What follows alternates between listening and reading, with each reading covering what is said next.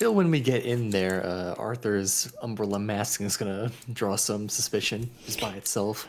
You guys are going to look different regardless, so um, you'll have to have a little backstory. Yeah, he's gonna. No, I mean the. It's just a straight like wisdom check, and you just notice how unfortunate Shadow is. Yeah, exactly. Well, everybody's going to be. Well, Zed's a half elf, so um, you know. Yeah, we got some strange folks. Yeah, exactly. You're going to be strangers in a strange land. It's kind of a neat. It's kind of a neat little game thing too. The other thing I wanted to talk to you guys about, because you guys all have real life things going on in Lankhmar. You've made investments. You've joined guilds. You've got things going on. I don't want to just tear that away from you by throwing a shiny adventure opportunity in front of you and making you jump in and take it right off. I'm going to give you the opportunity to go back to Lankhmar, wake up, anticipate maybe being gone for a little while, and taking some precautions in order to secure your holdings for X amount of time. I don't know if did you pay ahead for your guild fees, Arthur? I think you might have. It was I like, believe he did. yeah, I think so. I think you also have to worry about Also your a couple rooks. Yeah, it was 2 gold rooks a month. You've already paid your initiation fee, so you're good for that. You have to worry about your house and stuff like that. Maybe get someone to look after it. I can't tell you how long to anticipate being gone for, but I will tell you out of game, in game, once you hit the gate or the air quotes mists, it's going to take your sleeping body and your dream body are going to coalesce. So you're going to teleport basically from Lankhmar to where you're going to go. It's not like in dream time, 5 hours equals 5 days or anything like that. So I'm just going to tell you so you can. I don't want you guys to lose anything just because so when we go in there, it's gonna be like real time again. Yeah. That does mean that we'd probably want to get in there after we're done with this place because we don't know how long we're gonna remain in there. Yeah, for sure. It'll probably like that the area around the Caligaro house, like Ledbetter's across the street and stuff like that, will still be there regardless because that's just in the aura of the Dreamstone. But everything else is probably going to be folded in on itself by that time. I think you guys have pretty much taken care of pretty much everything. I mean, there's the spider. That's scary. There is the mystery of the theater, but the mystery of the theater you might solve more in Lankhmar than in. You didn't really get a good read on that guy, and he might just lead you on another merry chase. You're not really sure what was going on there. Asami didn't get the vibe that was coming from her subconscious. That seemed to be constructed from somewhere else. The I don't know if there's too many other points of interest. You've been to the bar. You've met with Colville. You're not sure if Colville set up the meeting with Amberville or not. It seemed kind of convenient now that you've thought about it, and now that Popoff is wandering around the Nightmare City for as long as he gets to wander around the Nightmare City. By the way, I don't want to lose access to him. Yeah, he missed it away, by the way, as vampires will do. Yeah, figures. Claim a victim, get some clothes. Yeah. Get himself a lair. Have to set up a few things to get that properly done. There's other ways to reactivate the Dreamstone too. Once you've gotten rid of the nightmare plague and everything's gone back to sort of normal. You think a lot of it, a lot of the bad juju that came from that is because the nightmare realm was more of a prison for Caligaro and Madame Carrington and whoever else was trapped in here from the Sorcerers Guild. Might have a different vibe if it's claimed by somebody else and then moved around and reactivated. You might be able to do other things with it. Definitely something else to consider. You think that if you had to guess, like a sentient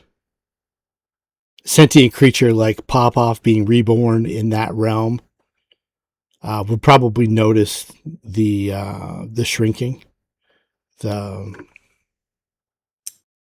perimeter kind of encroaching onto a central point, and he might take up a lair that would allow him to exist. He might even find a way out. There are ways out. So, Yeah, going to a different. going to a different place, you lose access to some things, but the whole idea of the dream realm, in theory, can be recreated. So somebody at the Sorcerer's Guild, maybe probably a guild's master, created it at one point, sometime between 75 and 100 years ago. So it's doable. You don't know what resource. It's more or less an incredibly powerful mindscape or dreamscape. Exactly. It's an incredibly powerful, and it's almost like a demi-plane. Like a pocket of the dream, the plane of dreams. It's basically, it's like a Mordenkainen's magnificent mansion gone wild. It's an extra dimensional space tacked onto another realm. Its own little pocket dimension. It's pretty cool that you guys are actually been able to experience this, and you know that these things are possible, and they're actually quite probable. You're getting into the realm where you might be able to influence these things. Particularly Zed in this realm. He's got a little more control over the environment than everybody else does. Although he hasn't exercised it.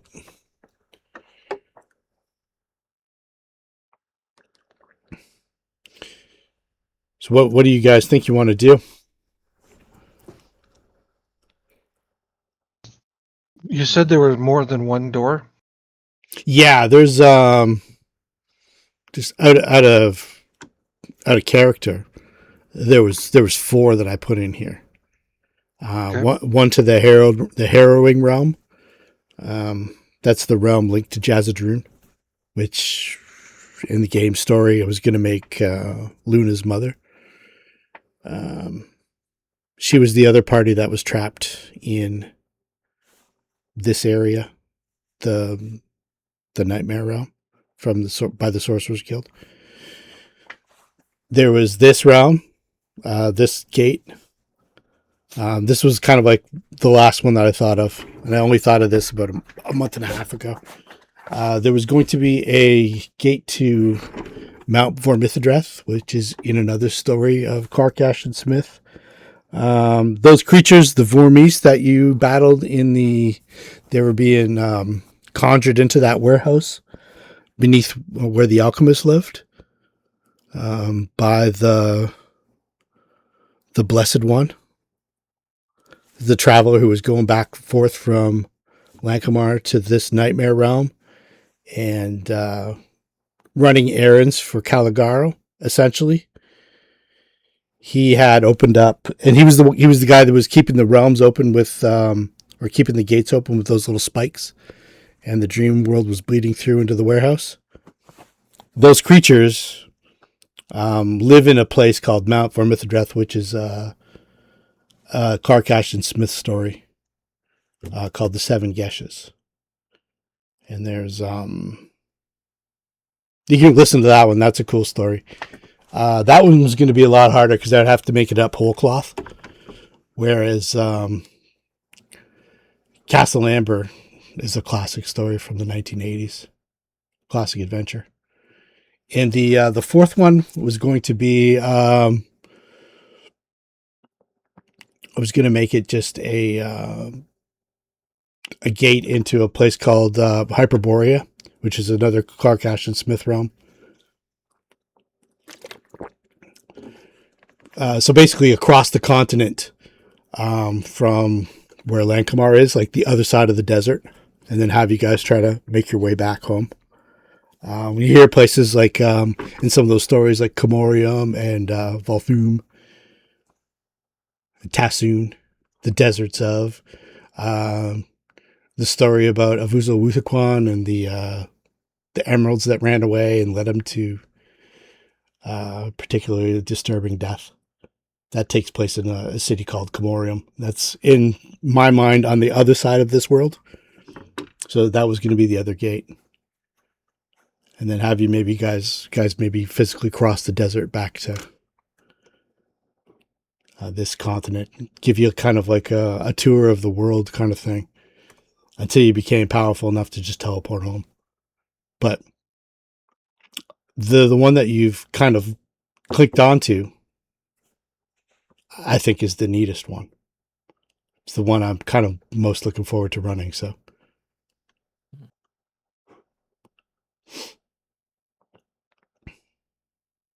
So you're looking for input from us for what we do in Lankhmar to wrap up to get ready for the trip? yeah, or do you even go back? Do you just go right from here right now, or do you try to I feel like it's kind of a bookend thing because once we go into that realm, it's going to. We're not really sure how we can really easily get back and how much time we're going to be spending there. So it's good to wrap things up definitely and then head on in there.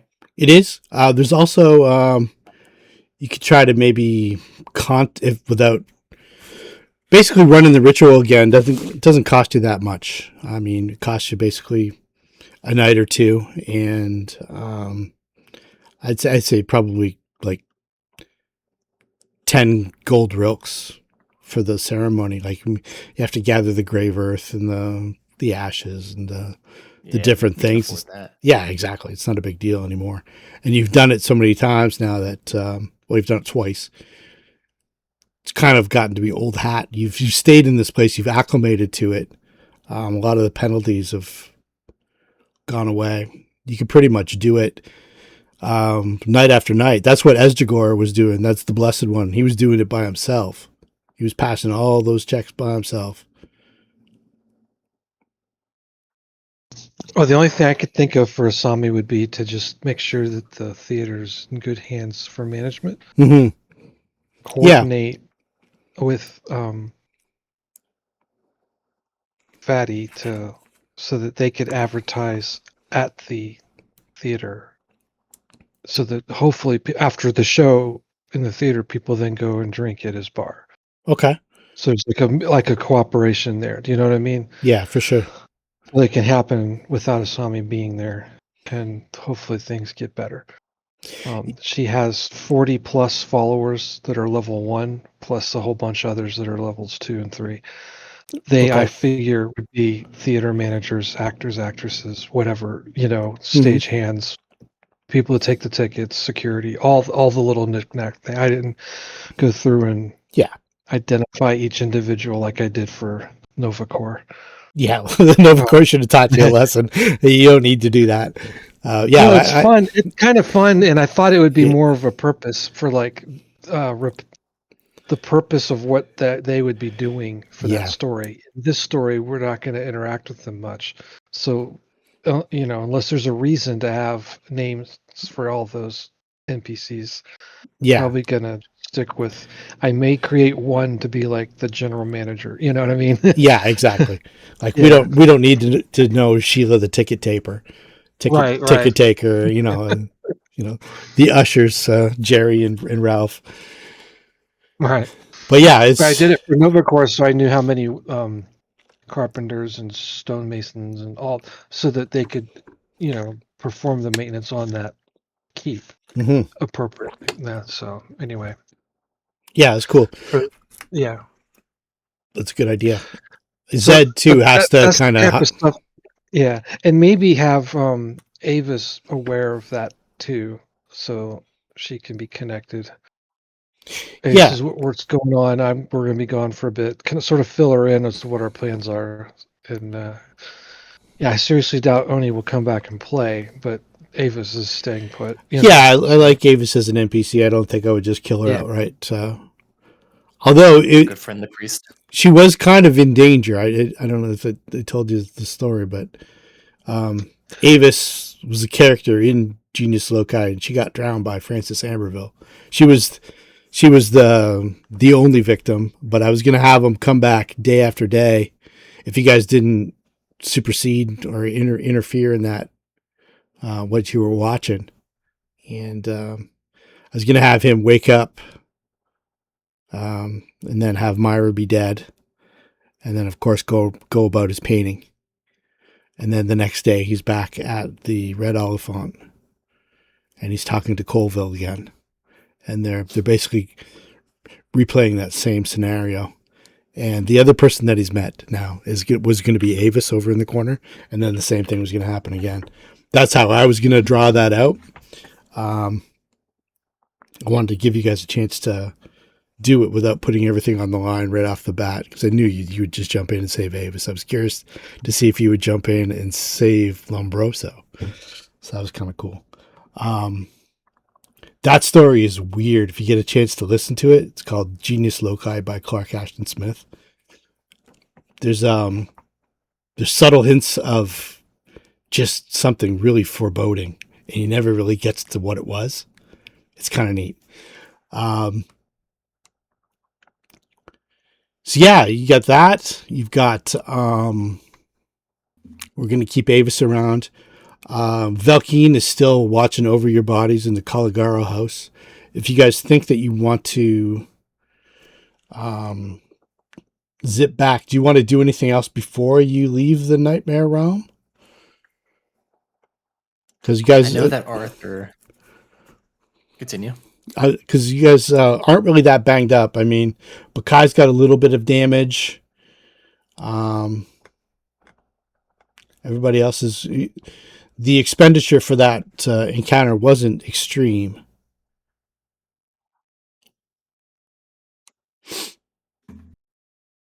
But you guys are still out in the Great Marsh.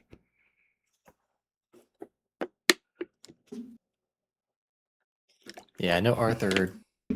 Before he leaves, he definitely doesn't want to lose track of where Popoff went.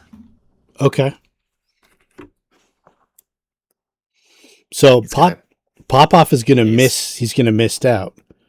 So when you yeah, talk, I don't know where the conversation left, but he basically just it was just cluing into him the realization that he's now something different than what he was. Like I don't know, 6 months ago when he was killed by Maria, and that now he's back and he's fully formed. That he's got. I don't know how would a vampire discover that he could just turn himself into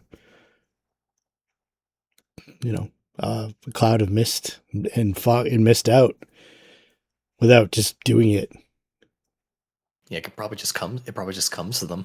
Probably, yeah. So when he got to the point of the conversation where it was either he tries to drain you or if you were powerful enough to bring him back, that might not be a great idea. He's got to go drain someone else.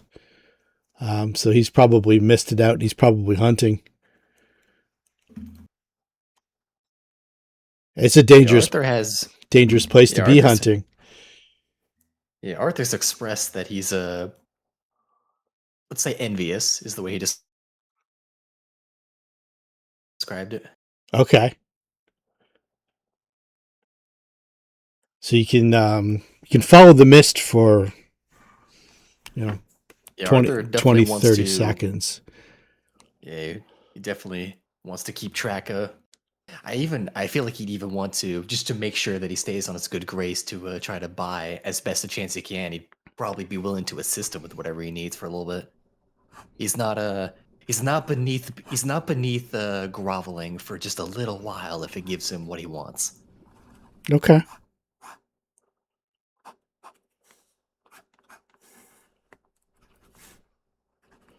So that would probably entail having to. It probably takes some time. Yeah, it takes some time in the Nightmare Realm. Yeah, you'd probably have to stay here, track him down. It might take a couple days. You're not sure where he landed. You might have to. I feel like that could probably be something that could be done while Asami's probably. Then again, no, she probably doesn't want to head back yet without having everyone around. Yeah, staying in the night realm by yourself is dangerous too. Hmm.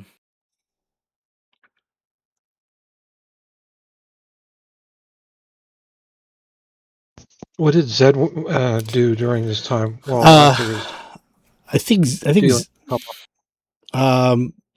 he was more watching Amberville. Him and Bakai were kind of focused on the artist, and Bakai was kind of reading the back of the painting, and Zed was watching the paint. It took about half an hour, 45 minutes for him to do this whole landscape with watercolors, and in that time, I'm assuming you were watching Popov to make sure that he didn't kill Arthur, and Arthur was watching or was engaged in his conversation with Popov to learn as much about what he's experienced that he actually could.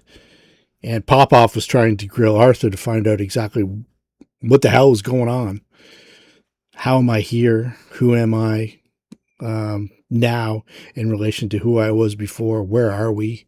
That kind of stuff. So that was all going on. And I was assuming that you and Skjor were watching that to make sure that Popov didn't just leap on Arthur and start draining him. So after Amberville said, farewell, my friends, I must wake up. He yawned and he disappeared, and he left his painting behind. After he gathered up his carpet bag and put away his easel, he had his painting sitting on the ground like the soggy marsh. Kind of like kind of that without any thought. Like he's just painted a masterpiece, and now he's laid it on some damp grass. He's gathered up his carpet bag and his easel and stuff like his painting supplies, and he apologized to everybody and said, I've got to wake up. And he yawned and he just disappeared. And that's kind of where we are. So Zed said when I was kind of wondering whether he wanted to go back to Lankhmar to set something up to take care of his apartment building that he bought. But I don't think he was really thinking that he was going to be gone in any tangible, experienced amount of time, like any real world amount of time. It's all kind of like dream world time for Zed, which probably isn't great if you're going to own an apartment building.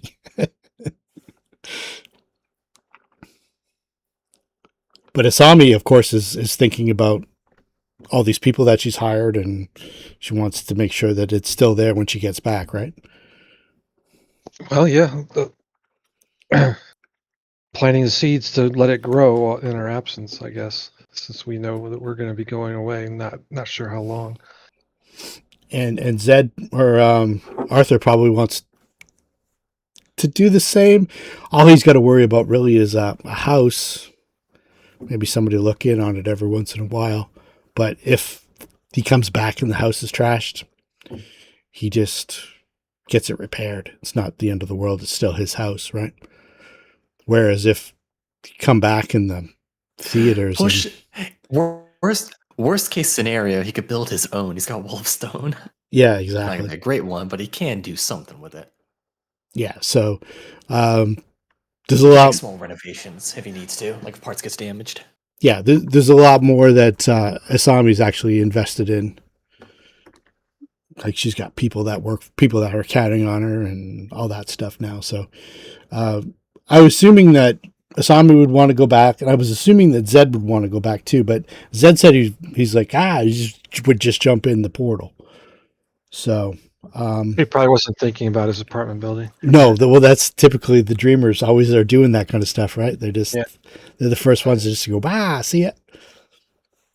But yeah, now that Asami's mentioned that, maybe Zed is kind of like wandered over, like, hey, is that where that guy went? After Bakai's kind of looking at this painting and stuff like that, that he's about ready to jump in. Maybe Asami goes, hey, wait, let's think about this for a minute.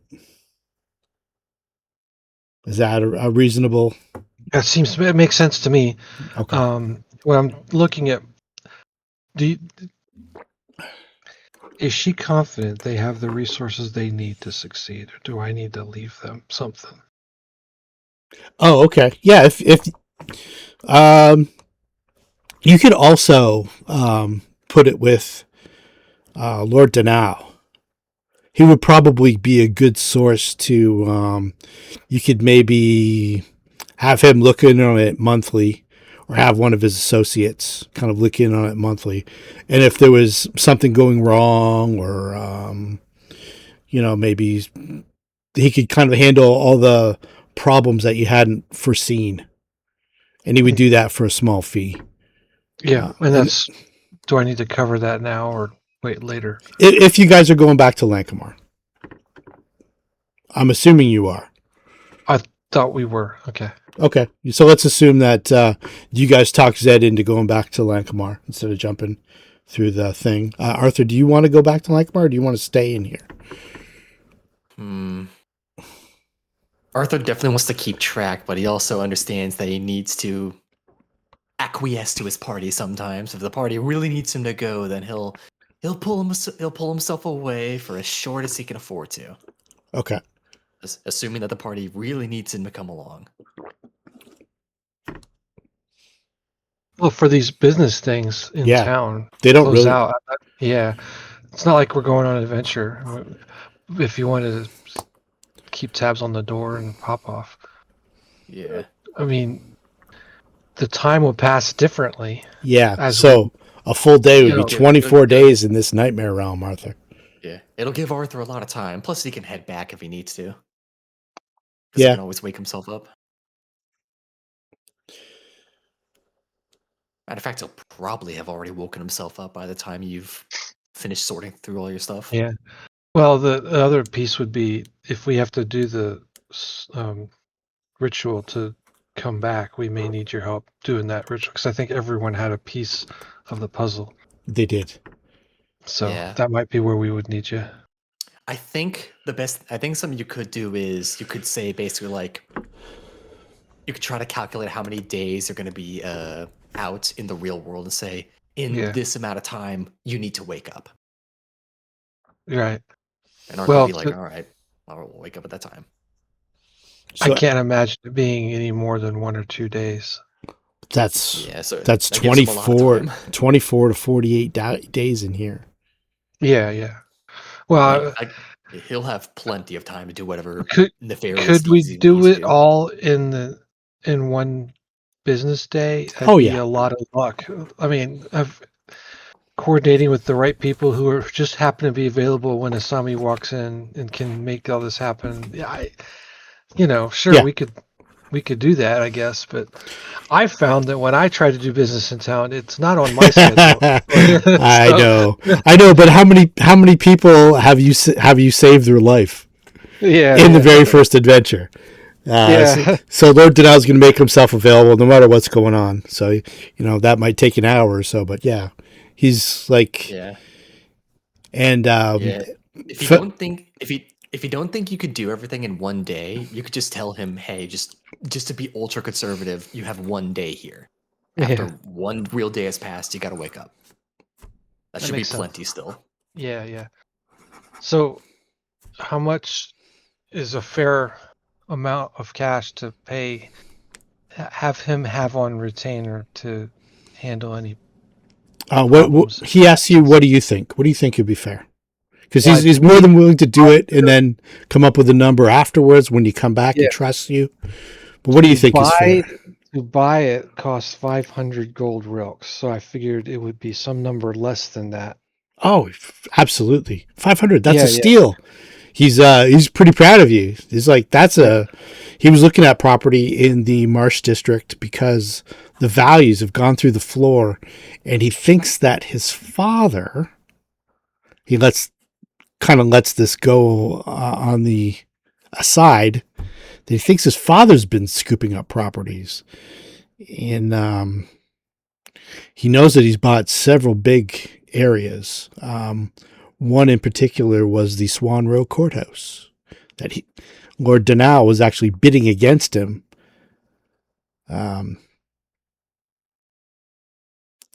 But decided to let it go once he found out that the other person that he was bidding against was his father. And his father didn't know that he was bidding against him. They had it going back and forth.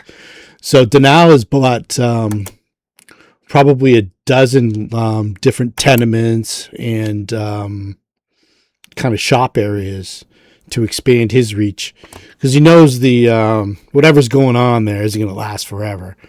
But the price is right in that area of town, so he's capitalized on it, as has his father, and he congratulates you for having done the same. Yeah. So I'm thinking 100 gold rilks at the disposal for anything that comes up to keep the people going. Oh, yes. That's way above it. What I'll do is he'll start an account for you, and he'll put that in the account. Then he's quite sure that at least 3/4 to 1/2 of that'll be, even if you're gone for like a year, like if you've traveled the whole length and breadth of the globe and come all the way back, there'd probably be 50 or 75 gold rilks left. Okay. It won't let me put the notes in the notes page. What the hell? Locked. I pushed the button to unlock it. You might have to like access the very top of the notes and then here we go. Scrolling down. There we go. Yeah, it was just the lock. The lock gets me every time.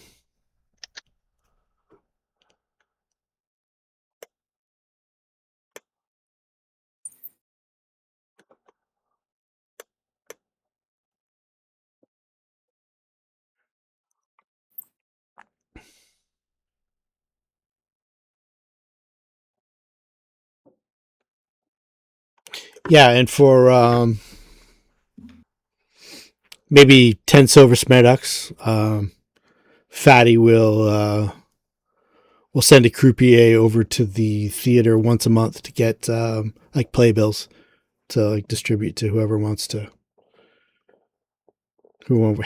go, like maybe posters. Hey, this week at the Midnight Theater, or if you're still calling it the Midnight Theater, or this week at the blah blah blah. I hadn't thought of anything better in the time, so I like the Midnight Theater personally. Yeah, it works. Even though we can do matinees for children, yeah, still call it the Midnight Theater. Exactly. There's 100% less slots in the matinees. Yeah. Fewer monsters will eat the actors during the matinee. will burst out of the performers. Giant Luna will be on hand to save the day. There's an effigy of Giant Luna in the lobby.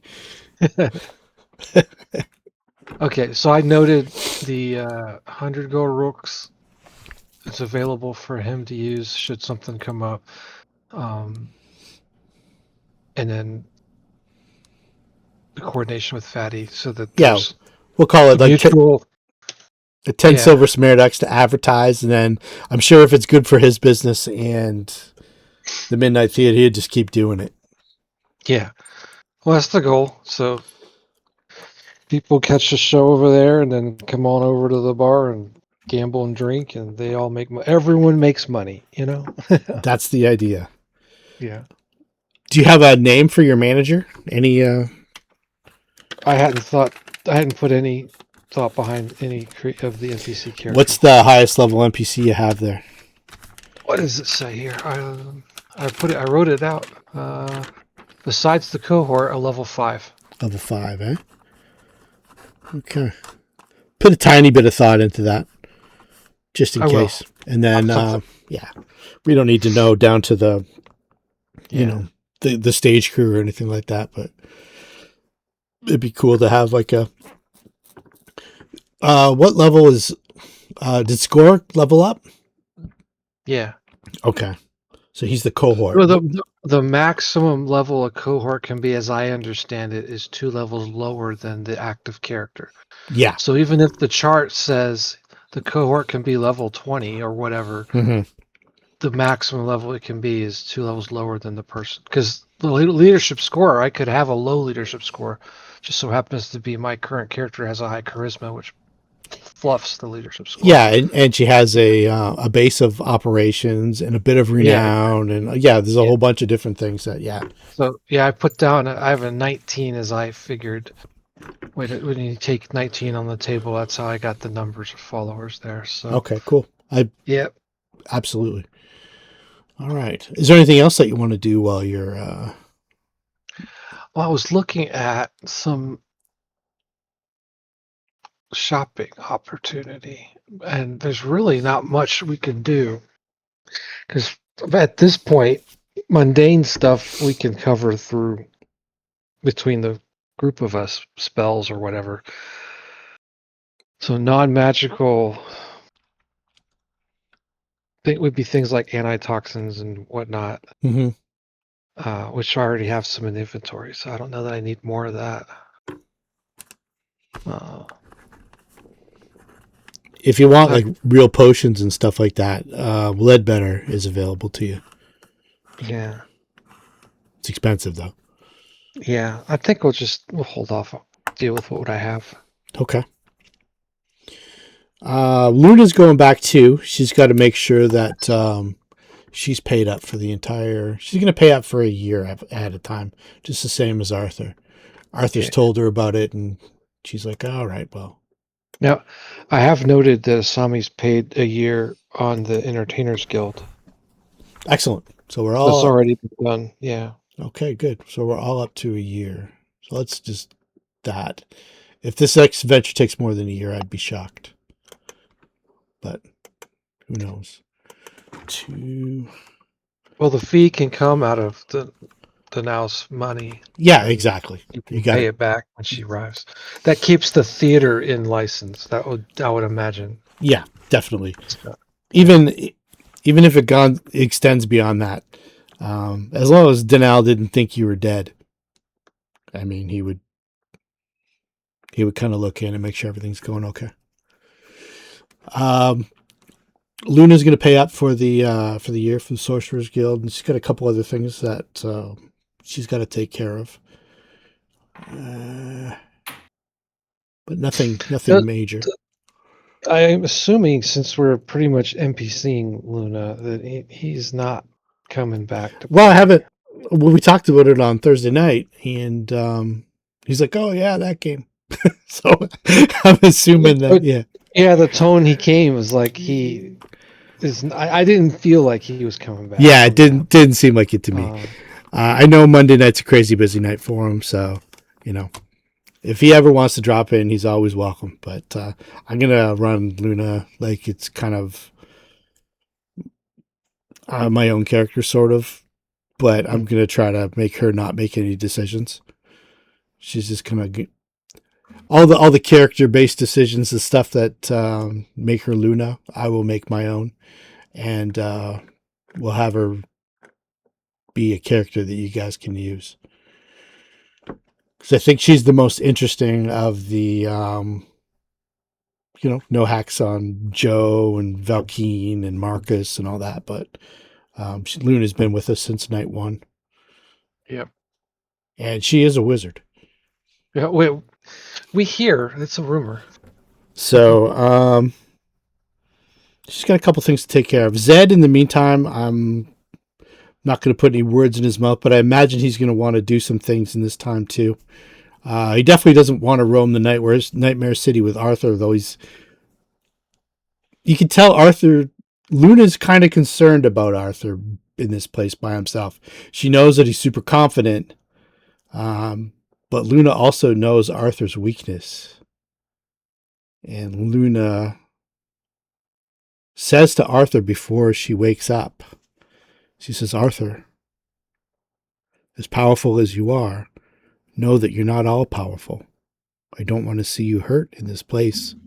You can easily be trapped and can't escape.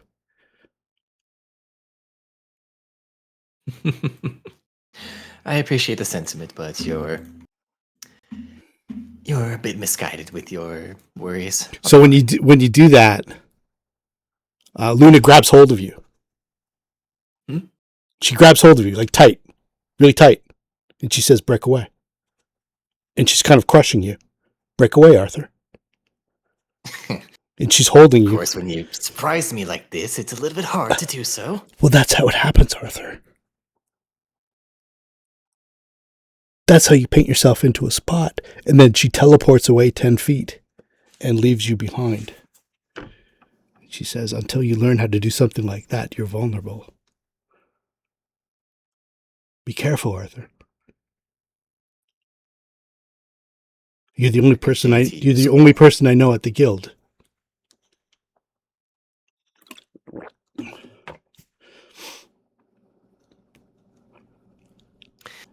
Take care to you as well. Okay. I will be cautious. Do not worry about that.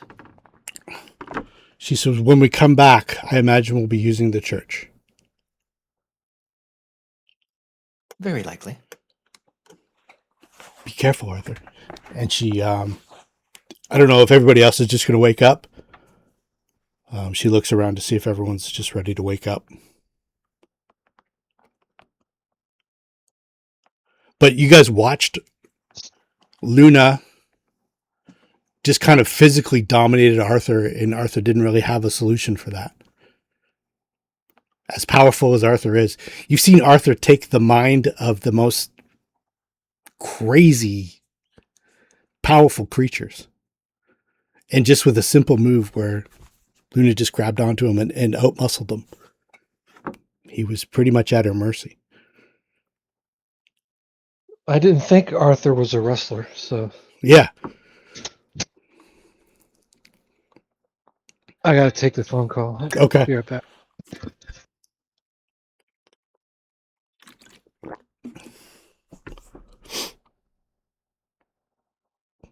She wasn't doing that to show you up, Arthur. She worries that you might think you're all powerful. And that's why we all need each other. Yeah, out of character, she is very right. Arthur's a little bit, let's just say, overconfident. And he should be. I mean, the fact that you can shut down the mind of a demon, that's fucked up. That you can do that with like consistency that nobody else can. He's also shy of 17, so he has a little bit of extra that like youthful confidence of I'm on top of everything. I'm in my prime. I'm perfect. Is that kind of attitude at the moment? I'm gonna take you back to one of the lead-in stories that I played for you guys. We were talking about the Temple of Hate, the Cloud of Hate. There was a story where 5,000 Lankhmar worshippers gathered in a low underground temple that was, you could reach up and touch the ceiling, but it stretched on for hundreds of feet. You couldn't see the priest at the end, and then there was drums beating, and they were chanting, and it just went on and on and on. And from that, all the hates of Lankhmar coalesced, and they spilled out onto the street. And one of the first victims of the cloud of hate was a little elfin girl. The tendrils had kind of wrapped her up and crushed her, and left her for dead on the street. And I posed the question, and I don't think Naz really listened, that maybe that little elfin girl was Luna. And that's how she learned about mortality as a young street urchin, 10, 12 years old, young elfin girl out on the street by herself. Just randomly, out of nowhere, a tendril of mist just comes and crushes her and leaves her for dead on the ground, and then moves on. That's why she can teleport away.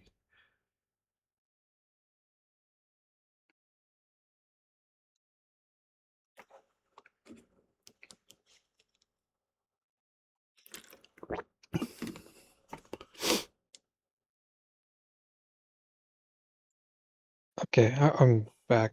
All right, cool. I figured. Well, as far as I'm concerned, Asami's done with her business, unless there's something additional we need to take care of. Arthur, what do you want to get accomplished while you're in the Nightmare Realm? Or does Luna's little display change your mind? No, I feel that almost emboldens him more. Like the moment she leaves, like Arthur, like not quite pouts to himself a little bit, but like looks the direction where the mist went. Basically, more or less thinking to himself, like, "I'll show her." No, Show like her. Show her. I wanted to make sure that when she let you go or when she teleported away, she wasn't like goading over the fact that, you know, she was like, know. she was like saying, Yeah, this out of I'm character. I know that. trying to help. You know, you could see it on her face. Okay. Yeah, Arthur knows that too, but he's also taking it as a case of like, I'll show her how strong I can become. Okay. I'll show her I'll be fine. So before she leaves, she pats you on the shoulder and she says, be careful, Arthur. And then she gathers up with Zed and Asami. If this is how Arthur dies, if he gets overconfident, then, well, that's a fitting end for Arthur. Yeah, there's That's what I'm thinking out of character. there's some hairy shit in here, Arthur. Anyway. If this is how he dies, if he bites off too much, if he bites off more than he could chew, oh well. Okay, and I just want you to, one last thing. Remember in the dream sequence when you entered the dream realm? Mostly. Can you? And you fell asleep in Popoff's house? Yeah. It was Popoff that put you to sleep. Mm-hmm. Okay. Do you remember that part? Okay. That was an actual save that you failed. All right. So Arthur alone. Okay. Yeah. Asami's. That's why Arthur's so confident that he'll be the one. Okay. So Arthur, Zed, and Luna. Anything else in the dream world before you guys go back?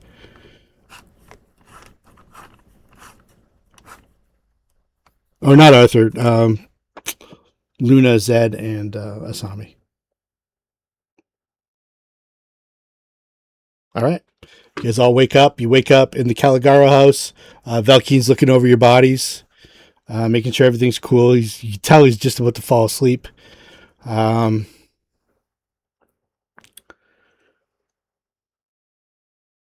not sure what you would do with Arthur. Arthur's decided to stay asleep. Valkine offers to stay and watch him for at least until dawn. So maybe you guys can come back tomorrow or something like that. In between your businesses.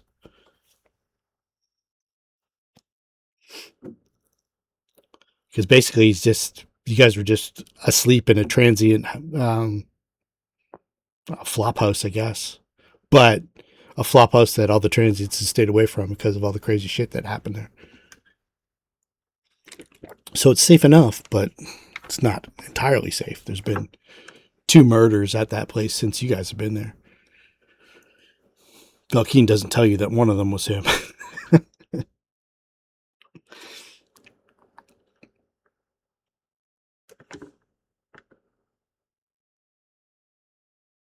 Arthur, Nightmare City.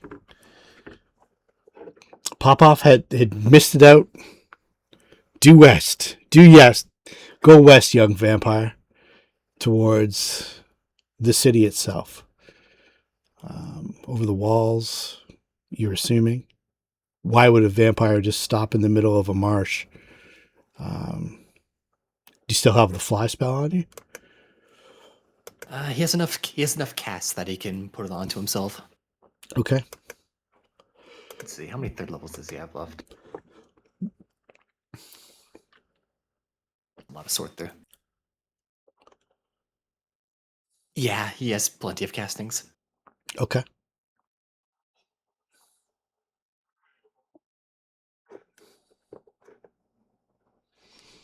All That didn't right. actually apply to him. Hold on. There.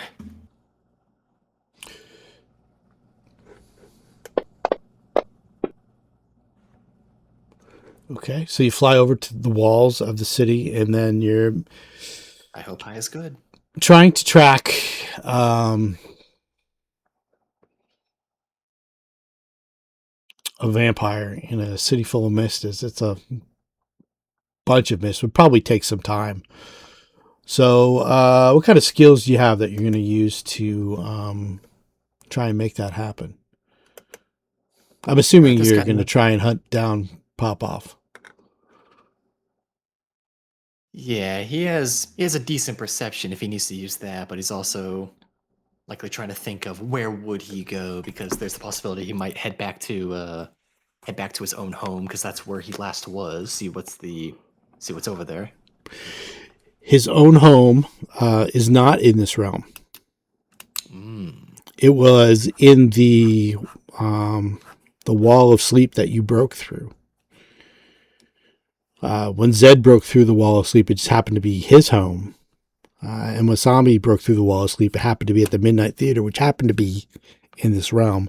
But the wall of sleep is a completely different place that's actually part of the dream realm.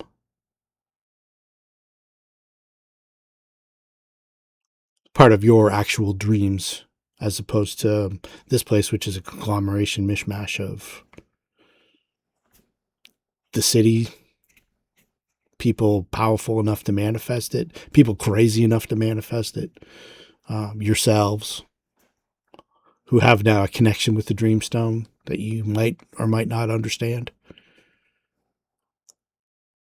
So just logically thinking, where would you go if you were in search of blood? In search of blood, the most likely places would be the dredges of society. Try to find the places where people will go missing and no one will notice.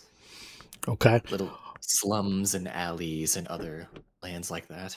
But in this realm, most of those are from people who are just in dream bubbles, not really lucid dreamers who are actually in the city at all. So like a place like Nightmare Alley, you might like see 20 dream bubbles of people, but there was only one real Langston there. And then you found out later that that wasn't really Langston. That was an animate dream that was using his form to lure you guys in. Where have you seen the most actual tangible physical people? The next places would be places like the tavern, where you could probably either try to lure someone out, or if you can't afford to do that, then basically skulk around, wait for people to leave. Because most of the people there seemed real. Yeah, all of them seemed real. In fact, and there was a half a dozen people there that you didn't recognize. That seemed kind of nondescript people around townish. There's of course the bartender with no eyes. There was the dwarfish, dirty homeless man. There was Lombroso, Amberville, and Colville, and then there was a half a dozen others who had just kind of gathered there. And it was one of the easier places to recognize because of the red oliphant on the old wall that kind of was almost kind of like a beacon. Anybody within, 300-400 feet of that could kind of see through the mist and see that big red oliphant on the old wall. Likely a good place to start. Okay. So I'm going to say that you're going to have to stake that place out for a couple days before Popoff actually finds it. Starving. He's absolutely famished. He's not the most charismatic. He's not the kind of Lamia type vampire who's going to lure you out with lust or anything like that. He's like Nosferatu. Yeah, he's more the brute who just sort of rips you in half. Yeah. So it's going to take him a bit to acclimate to what he is and what he's doing and why he's feeling like he's feeling and where he can sate that urge. So you've got a couple days in the red Oliphant. There's Jurescu, the tavern owner. The dwarf, the mendicant, comes in from time to time. And you guys actually sussed out that that's the Mothman. The dwarf the dwarf beggar that comes in from time to time for drinks. Colville's there every once in a while. And then you see like a half a dozen people in and out. Just give me a perception check, Arthur. Okay, so just from your noticing, you're perceptive enough after spending any length of time there to notice these people in and out. They look different, but they're wearing the same clothes. Like a man will leave, like a tall, thin man will leave, and he's wearing, like a jacket. And a shorter, stouter man will come in, like husky, same kind of jacket that actually fits him, but it's the same clothes. So you think to yourself, well, is there a place where people are buying clothes? And then you begin to sort it out. Those extra people that are coming in and out of there are doppelgangers, taking the form of dreamers that they see. And what they're doing there, you don't know. But you know from your adventures in Lankhmar that the ones in Lankhmar came from somewhere. So this must be maybe their home base. Maybe they're where they exist preternaturally.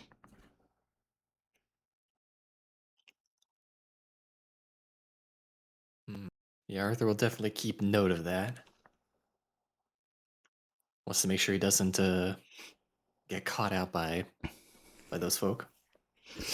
So, is there anything you want to talk to Colville or like specifically about or anything like that?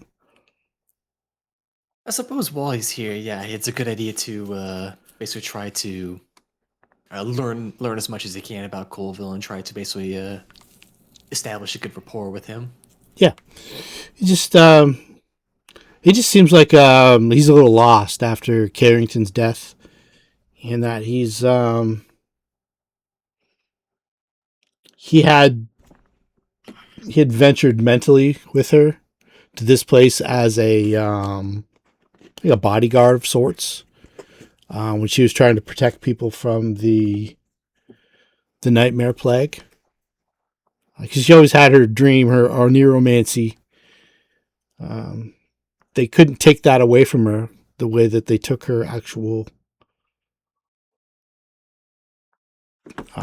basically her body from her, by making her almost entirely paralyzed. She was still able to retain her powers. Presumably, Caligaro, the same thing, although they put him into a state that he was unable to actually manifest his powers. It was sleep. So, Colville's just trying to start a life over again, basically. And you get the vibe that if he was really in Lankhmar dreaming having these sessions and lucidly walking in this, that he was having a hard time coming to grips with the loss of the woman he basically devoted his life to, and he's making up for it by sojourns into this realm. And basically through her powers, he had learned the way in. You do it nightly for 3 or 4 months, trying to save people from a dream realm, trying to look for the other part of her alter ego, trying to deal with something like that. And you could tell that Carrington would have been no match for the hag. Slack Babs would have absolutely destroyed her if she'd have known that she was using her powers to come into the dream realm. That she never really could gain back what she had lost, and that Carrington is having a hard time, or Colville's having a hard time coming to grips with that in the real world. Like, you'll see him, he'll spend a couple hours, and then he's like, oh, he's off. He's going to go check out this or that. And he's always interested in like artists or like something going on at the theater, or he's heard that there's a new book for sale at the Reality Wrinkle, stuff like that. Everything's kind of arts, basically distractions for him. And that's what his sojourns into this realm. You don't understand how he doesn't get just absolutely lit up by all the different creatures in this place, because this is a dangerous place. This is one of the most dangerous places in Naywan. And he just seems to walk it freely, with even less concern than you. You know how dangerous it is. He doesn't even seem to concede that.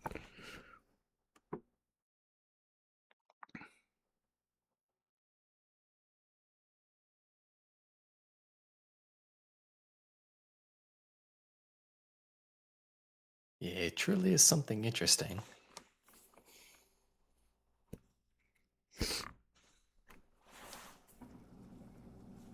He's asked you about your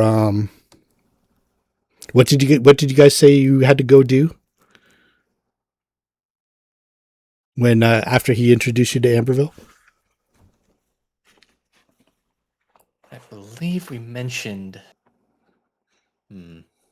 I believe we mentioned to him that we simply had something we needed to complete or do, and we didn't really specify otherwise. Okay. Diarrhea. I got it. I prefer not to be so vulgar.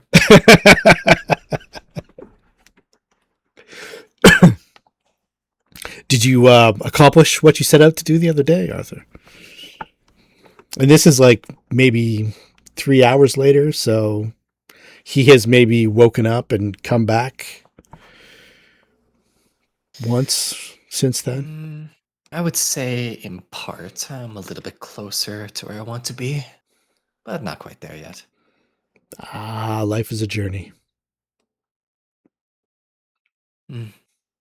Certainly is. Sometimes you feel like you're just a step away from what you need, and then it just takes a little bit longer afterwards. And like you said, that's most things in life, isn't it? It is. And once you've gained what you so desired, you find out it wasn't everything you thought it would be. And then you I look don't know if I would say to that. you look to something else. And something else and something else. There's gains and there's losses. How do you come to grips with all these things? Hmm. When you've lost everything, That- how do you continue? When you've gained everything, why continue? I usually leave future problems for me for future me.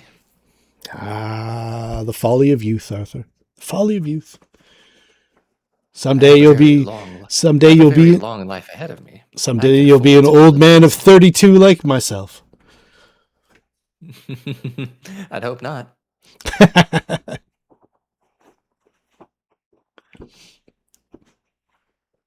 So he chats like that with you for a while, and then he disappears after like an hour or so of Nightmare Realm time, and then a couple hours after that, he comes back. In the meantime, you've discovered that after a couple days of back and forth, and so it took off a few hours of real world time. Popoff has finally found the Oliphant and has finally grabbed and drained a doppelganger, and that has fulfilled his needs. And you can tell by there's a concerned look of like three of these creatures. They're hushed and going back and forth, and they go outside, and maybe like through the window you see there's a dead one laying on the ground like 60, 70 feet over, kind of, you see his feet kind of hanging out from an alleyway. And Popoff, like after they've left and kind of went around, Popoff kind of appears in the in front of the tavern and straightens up a rather it's kind of like a heavy frock coat that a like maybe a sailor might wear. And he's got sort of like a cap to cover his bald head, maybe like a knitted cap that kind of like lays down to one side. He's got his bulbous nose and his stubby fingers, and he's licking his fingers as he enters the door. Like he's kind of got that old man paunch, and you can tell he's missing some teeth too now, and he's just the way he's doing it. It's kind of uncomfortably gross. You're watching him kind of suck every little last bit of blood off that one finger, and he walks in and looks around. He's got his kind of ferret eyes as he examines the room, and he notices you, and he gives a big toothy fang smile. Yeah, Arthur will bite his tongue and not comment on how disgusting he is. He will give him a polite wave over. He straightens up his coat. It's kind of like a heavy, like almost like a pea coat, like a longshoreman's kind of coat. It's got like a heavy wool, thick jacket to keep him warm. You haven't noticed temperature in this place. It always seems to be whatever temperature you feel like it should be. But for some reason, Popoff has got this coat. He's kind of pulling it around himself, and his trousers are kind of they're dark, but you can tell they're kind of muddy and damp.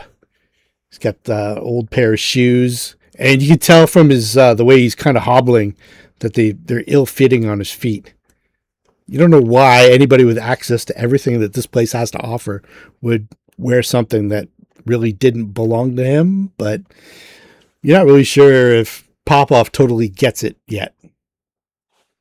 Like what a place like this, what the possibilities are. You can tell that he's just been probably trying to sate his hunger, and now that he has, he's got like this sense of relief. And he sits down, and he smells kind of like wet copper. It's a gross smell.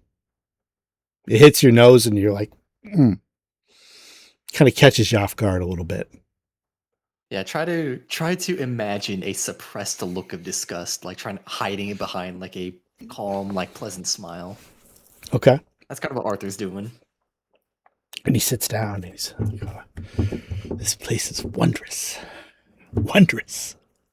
It certainly is, my friend. I see that you're looking quite a lot better than we last met. I had begun to panic.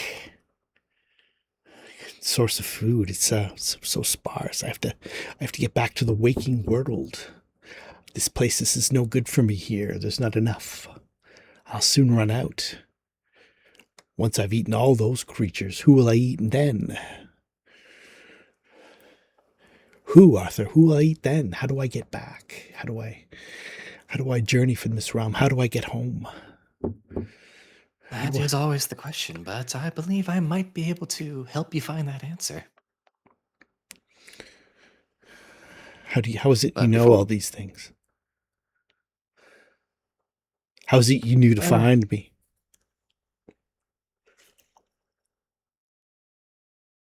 I knew to find you because I believe that the world sort of conspired. That we'd actually be able to interact properly. As for how I know about this place and how I came here, well, I came here rather willingly. A little bit unlike yourself. This place is full of potential. A lot more potential than you might realize. It seems like a desert to me.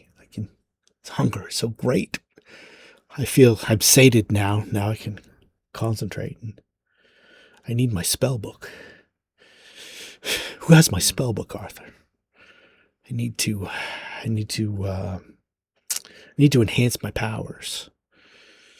Out of character, do we know where his spellbook was? Was that still at his house? No. Does Luna have it? No. It's you haven't thought about it. Where would it have been? But going back to the night of Popov's death, or the afternoon, I guess early evening of Popov's death, the night of fear, the last place he was alive was Lord Dannal's mansion. His spellbook wasn't in his house, which you guys rousted within a day. The Book of Ibon was still at Popov's house. And that was a magic item of artifact value.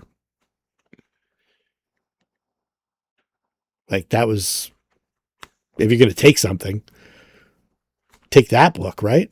Why would you leave that and then take his spell book? So you're assuming his spell book was probably on him when he died. And the only people who saw him when he died was you guys, Dannal, and Rakarnash. So, if you had a big bulky spell book and you were planning to ambush a vampire, what would you do with it, Arthur?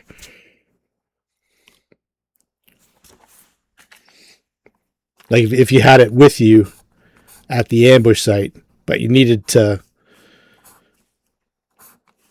keep your encumbrance down, what would you do? Probably, Possible it was just destroyed. Yeah, just burnt. you would probably give it to the person that you're working for. Say, hey, put this away for me, will you? Yeah. If you want to actually keep it as valuables, then that also works. Yeah. So it was probably in Dannal's house. Stashed away somewhere. It wasn't in his secret safe. That's where the scroll was that summoned the Soul Eater and the silver dagger and the money. So yeah, it's stashed somewhere else, probably someplace out of the way, but out of sight. So maybe Dannal has it. That's what you're thinking, whether you think that that's so, or whether you actually believe it or not. The thought has come to your mind. Yeah, it's possible. Yeah. I mean, of all the possibilities, it's one of the stronger ones. Rakarnash wouldn't know what to do with Arthur will it. respond to.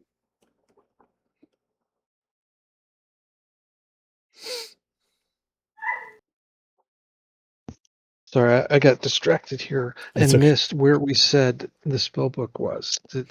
Was it Lord Dannal's place? Yeah, well, Okay. if you had to figure, that's the most logical place. Yeah. Well, the first thought was Luna had it, but then if that was immediately no, she doesn't, then yeah, that's the next best choice. Mm-hmm. And it wasn't back. It wasn't at his house. It wasn't. Luna didn't take it from Dannal's place or from his house. So, and you guys were at his house so quickly afterwards that if somebody had tried to break in, there would have been signs of it, and they probably would have taken the Book of Ibon. Yeah.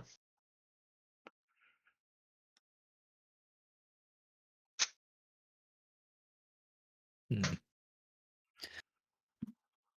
I'm not entirely certain where your spellbook is, but I'm certain that it can be found, or if worse comes to worse, we can always scribe new spells. Have you ever met Lord Dannal? It's a strange question. I don't know. It's a city full of hundreds of thousands of people, and he's a fairly prominent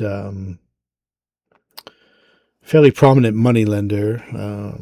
He's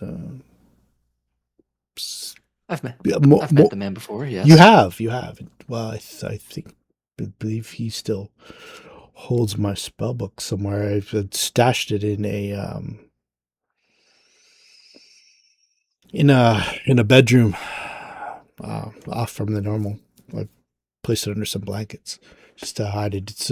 It's bulky to get in the way of doing what we were planning on doing. The Now I know how she did it. I now have the same powers that she had, perhaps more. I don't feel fettered. She had strength that I couldn't get away from her. Once she had me in her grasp, my magic was useless. I don't know why. I feel like I could crush your skull with my hand, Arthur. Not that I would. I appreciate what you've done for me, but I feel strong, like stronger than I ever felt before. My aching bones are no longer aching now that I'm sated. And strength like that could make you one of the strongest sorcerers there is. Once you get back home, of course. I'm not sure if I want to go back home. I suppose I have to. Although in the city they'll hunt me like a monster. Be hard to. Assuming they actually manage to find out. A handful of illusions does wonders. It's not my forte. I could vanish from. Well, I could vanish from sight for a small period of time, but no, I simply have to get my book back and start fresh, or acquire a new tome. Where in the city would I look for a new tome, Arthur? Are you a guild member? I am, yes. There is a guild brother named Atoth. I hated the man with a passion, but I would correspond with him from time to time. He was more knowledgeable in some areas than I was, and he would always lord it over me, but there was a time when I needed to find out some things, and I would have to go to him. There were other brothers who looked down upon me. I was one of the lowliest of the sorcerers. And until I acquired some true power, they simply wouldn't deal with me. But Atoth would, and he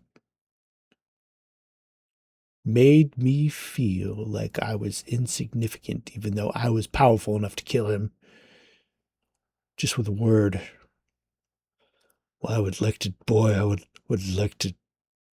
train him. and see what he had for powers. See what he had in his book. I wouldn't give to get back to Lankhmar. I shouldn't be telling you this because he's now your guild brother. But he's got this look in his eye like it's almost making him horny thinking about it. And it's gross. He's disgusting. It's making your skin crawl, Arthur. Yeah, Arthur tries to bury his disgust as best he can. Once more. I understand that feeling quite well. And you might very well be in luck because there is a way to get back home.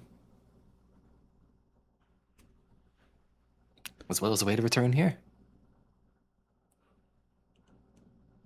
He raises an eyebrow. Would you share that knowledge? Absolutely I would, though there is a small bit of a catch with the way to get back home and to get over here. One cannot do it alone no matter how hard they try. They require a partner. Which is why I'm quite fortunate that you're here as well. Is that the both of us can leave and come as we go. I'm listening. If you're willing to share. What do you need from me to share this knowledge? What is it that I can give to you? Popov, my friend, I believe that you hold immense prowess, immense potential.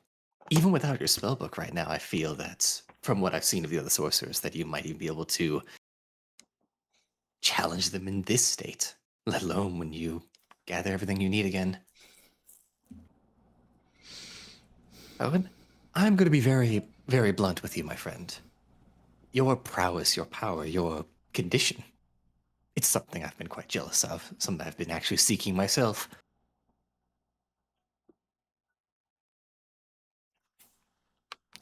So in order for you to... I would have to kill you? He looks confused. There's a certain method of doing it, actually, to create more of yourself. There are ways to make lesser vampires, of course, ones who are far beneath what they should be. That is not what I seek, of course. And even when you create a proper full-blooded vampire like yourself, you can ensorcel them and keep them under your control, but quite thankfully, dominated creatures are unable to really leave this place, so even if I was under your control, I would not be able to help you no matter how much you begged me. I would need to be completely free-willed. Give us a bluff check, Arthur. And I am ready for that, yeah. And he doesn't have any ranks in sense motive, but still shoots a 20. Okay. Shoot to 38. Very nice. Okay. So he's buying this. Okay. I see. So I would have to kill you. You would be under my control, but I would have to release you. Is that what you're saying? Mm-hmm. If you simply want to remain here and never want to go back home, then you could just continue dominating me, but, like I said, an ensorcelled creature, one who has no real will of its own, can't actually assist in getting people out of here. I sense this place is temporary. We would both be doomed in that case. This place seems to be constricting upon itself, little by little. I've walked the perimeters and searched for blood, and I've noticed every time I make a circumvention of the perimeters of this place, it is smaller than it was before. How much time do we have here? And will it completely disappear? This land as it is can, from our perspective, last for several months. Though, of course, several months is nowhere near long enough for us to truly enjoy ourselves. As for whether we'll fully collapse, it could.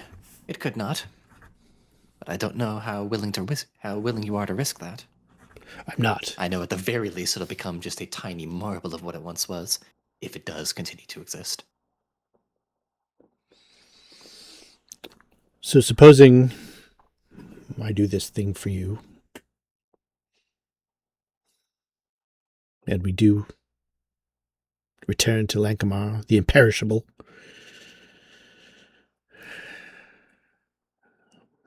Suppose we do that, then I would have to seek out. I'm just thinking of my life after how I would continue after I've eaten Atoth. Eating, yes, that's delicious. It doesn't matter to me. You know what? Just that act alone. Just being able to feel powerful enough to confront him and then taste his fear as I suck his blood. I'm content with that, whether he kills me or not. Just that moment will make all of my life worth living. I'll do this for you, Arthur. You need to show me the way back to the city. You need to smell the smoke. You see the night mist as I creep through the city unseen in this cloud. The powers I will have. He's visibly aroused now. He stands up and you can see it, and it's disgusting. You'll have enough power to command the night itself. Make sure no one ever looks down upon you again. Let's go from this place and we can begin. Of course, and reminder, I cannot come back as a spawn. A spawn is, well, they're beneath even an ensorcelled vampire, and don't worry. I don't have to remind you that they will not function for returning us home. Don't worry. Only to be a proper one, just like you. I will not enslave a guild brother. You have my word. I will devour one, though. In that such case, should we ever need anything from each other again, we'll have eternity to ourselves. I am more than willing to aid in any future endeavors. There was a book at my home. I wonder what's become of it, now that I think of it. That tome could offer me unlimited power. I was afraid to tinker with it ever much as a mortal, but as an all-powerful being, the Book of Ibon in my clutches, who's to say what powers I would hold? I wonder if it's still chained to the lectern in my home. You can tell he's got no concept of how long he's been dead. Why limit ourselves to our imagination? Let's make it reality. Let's. Okay. Where do you go? What do you do? Imagine So setting up a coffin is something that's going to have to be done in Lankhmar. We'll set that up later when I establish my proper home for that. Do you want him to drain you in Lankhmar first?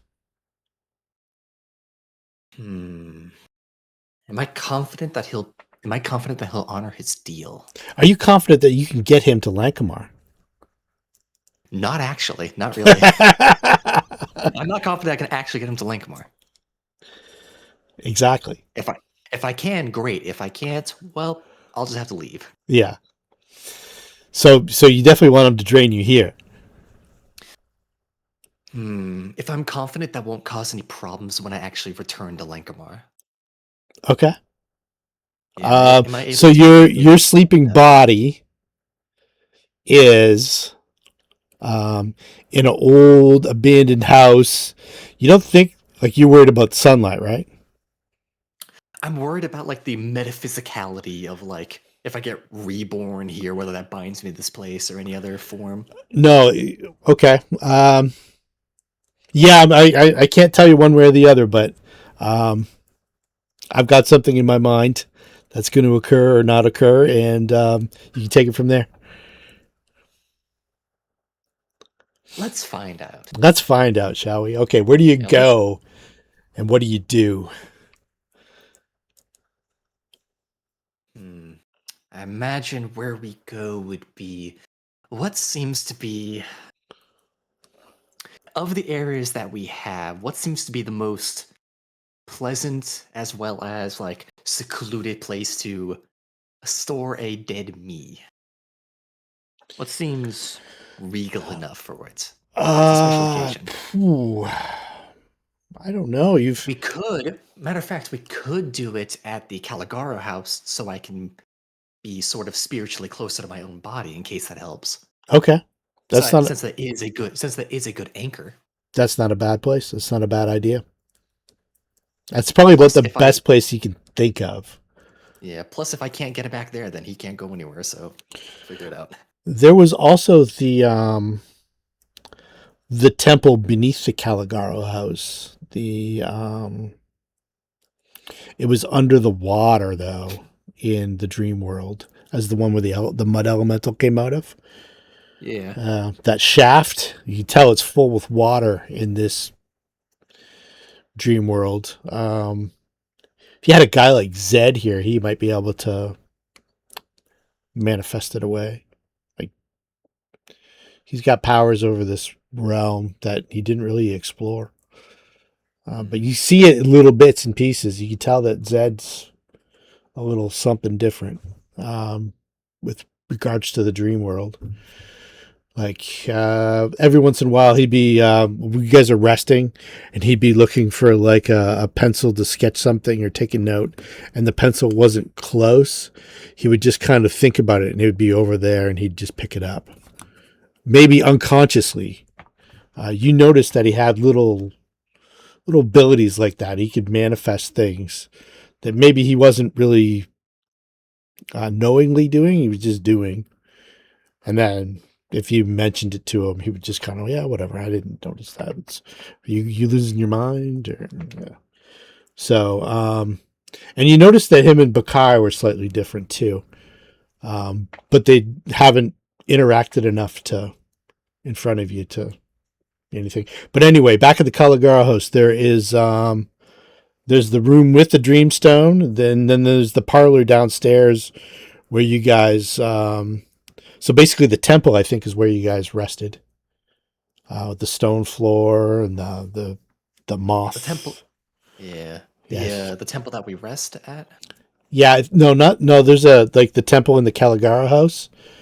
Okay. That kind of central room. Yeah, I was gonna say that Aevus's temple is consecrated. That's a bad idea. Yeah. You wouldn't. That wouldn't fly. That But wouldn't work. there's the Mothman temple. The kind of Mogluthar Mothman temple. I think that's where you guys sacked out, which is kind of away from windows and all that stuff in the real world. So I think that's where you did it. I think that near the Dreamstone is probably the best place to do it. Okay. That's probably where there's the best anchor. All right. And And I imagine Arthur probably knows the general method of creating a vampire.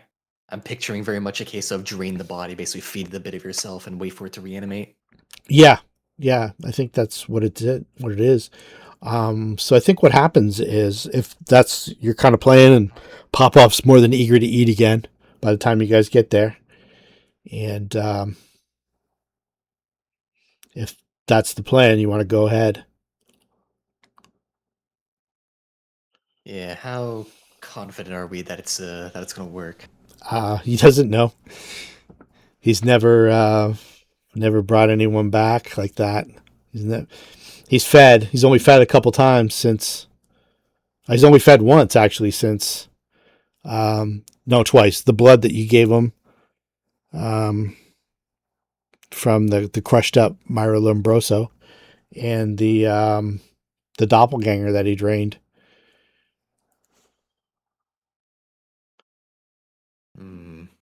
Well, I suppose the best thing to do is try to figure it out. Okay. Try to figure it out by doing. All right, I'm gonna make you make a will save to not wake up.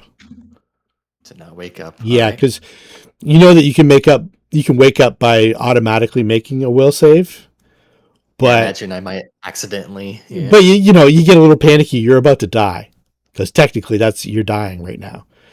I'm gonna make you make a DC 15 will save to not wake up. Yeah. Is it just will? Like no, not like mind effect or anything? No, this isn't mind affecting. This is I give you a bonus against fear because this is terrifying. Oh, if there's a fear effect? Well, this I don't know. Somebody says to you, I'm gonna kill you," and then potentially bring you back. Yeah, well, if I'd it's be mind affecting, I'd be then scared. if it's a mind effect, then we'll give it a shot. Okay. All right. Wow. Wow. Okay. I thi- think he's That willing to actually, do it. the if you could have placed a 20 on purpose, this is the exact moment to do so in character because this is something Arthur's wanted, Yeah. Oh right? yeah, for So sure. like the dice gods know what they're doing sometimes. Yeah. So Would have been funny if it failed though. so Arthur, you wake up in the Caligara house with a breath,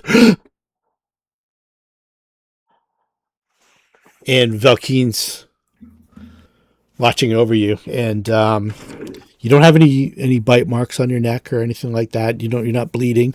You reach for your neck and you instinctively touch it, and you look at your hand and it's clean. You notice your fingernails are a little bit longer, and there's a coppery taste in your mouth. I don't know if you've ever tasted blood before. Like Arthur might That be sort of vegan for all I know. that coppery, irony, Yeah, metallic tang. you've got that taste in your mouth, and you feel kind of confused. You feel um, Did I eat someone here? We'll find Valkeen. out. Valkeen said no. Like, did you ask Valkeen that? Because he's No, I was wondering if I woke up after eating someone. We'll see if it happened. no, How's that? not at all. No, that might be um, Popov's blood that you're tasting.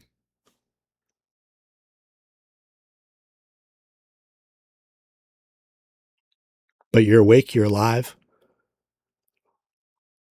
It is around 4:30 in the morning, real time. Valkeen looks like he's wiped out. He's like, I don't know. I don't know how much more like this I'm going to be able to. I think I need to take a trip out to the swamp and do some hunting to kind of clear my mind. Um, I'm watching over all of you, and the others came back quite some time ago, like 4 or 5 hours ago.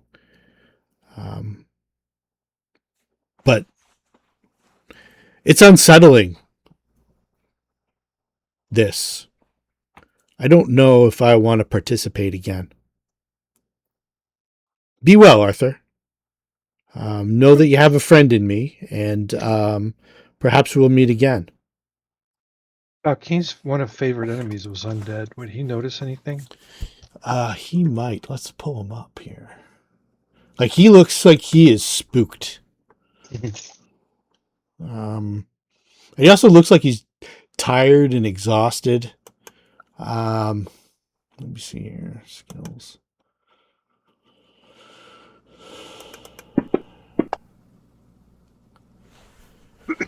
And he doesn't have knowledge religion, so yeah, he's noticed something, but you're not sure if he's really put together what it is he's noticed. He just notices, he knows that he doesn't want any part of this, whatever you guys are doing anymore. He Yeah, so doesn't you take. he doesn't hate that he's met you, but yeah, he's going to take his leave. Yeah, so you take great care. I will, Arthur. You too. come midnight. And then the panther hisses, like audibly hisses at Arthur. And you see that the hackles on the back of its sleek black coat stand up. And Valkyne says, midnight. And it kind of moves towards him, and then they disappear out the front door. I certainly won't miss that beast. Arthur sort of like looks to himself, like gently, like it's like rubs at like his canines, like see. You feel stronger, Arthur. You don't feel like the 90-pound weakling anymore. Arthur like basically like lets out like a breath and just like sees how long he needs before he needs to breathe back in.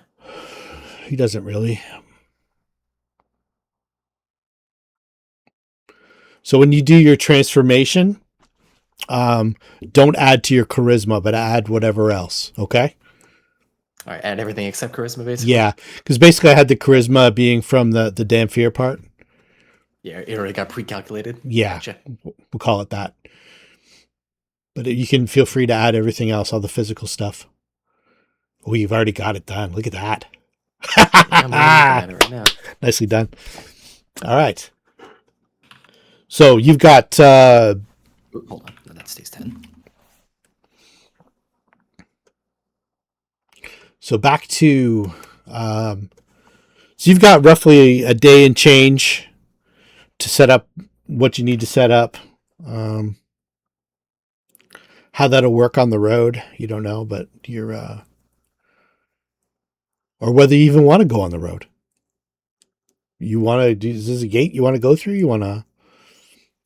I don't know. This might be a grand adventure. It might be absolute torture.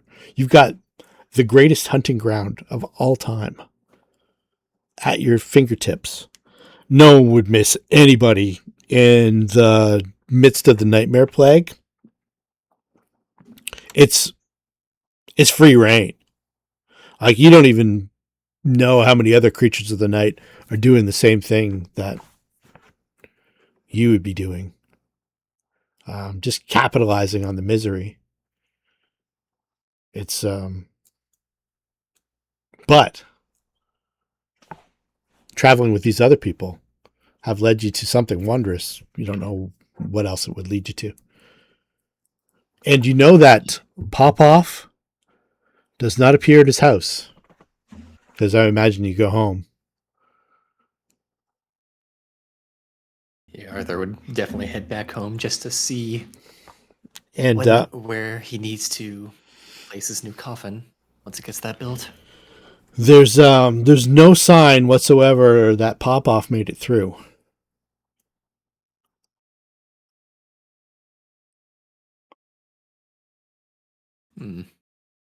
Interesting.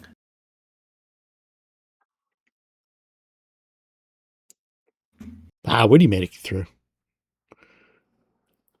I mean, you it's your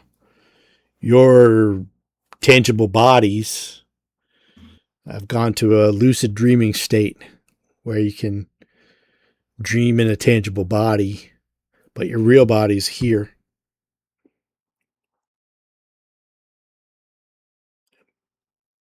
I imagine you told Popoff about the waking up part, but his body's not able to receive him. You don't think. Is it even buried out in the swamp? Is it still there? Did it get consumed by animals? I don't know. Or is that just a manifestation of your imagination?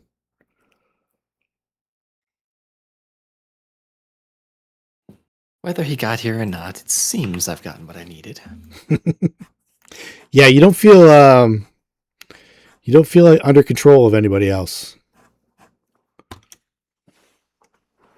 You feel free-willed.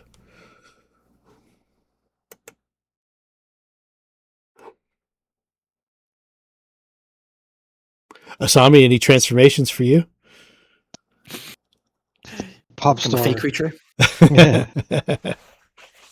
Pop star. All right. Overnight sensation. A little genie wish magic. Go into an old shop and find a monkey paw. Use your detect magic to find a magic monkey paw. It's got 3 wishes in it. Every time you make a wish, one of the fingers goes down. And then you stuck with the middle, and you're like, I'm keeping this. Then each one of your wishes turns to dust in your mouth. Ah, Guy de Maupassant. Another classic. All right. So it is 10:21 in the world of Lankhmar, and we are, let's say, a day or two. Let's call it Saturday, the 3rd month of Nawan, the 25th day. You guys all gather up. Arthur, I'm going to assume you do everything you need to do. Yeah, Arthur would definitely want to start setting up some. He'll definitely commission a handful of coffins because you can always use a couple spares. Try to Okay. set up some spots where you can. Because my idea is basically setting up walls of stone that hide the coffins and leaving small gaps to where only like air can get in, Mm-hmm. so that gaseous form can get in there. Okay. You got a basement in your house. Is that why you want to do it? Yeah, Yeah, it's it'll make easy the enough. basement a little bit smaller, but that's fine. Yeah, basically, it's easy enough to do. I mean, with your magic now, coffins are cheap enough. You get some grave earth from wherever you get. You're gonna need to get the grave earth for the ritual anyway. So, give me It's a bonus. a 100-pound bag and take 10 pounds out for the ritual and keep 90 for whatever you need it for.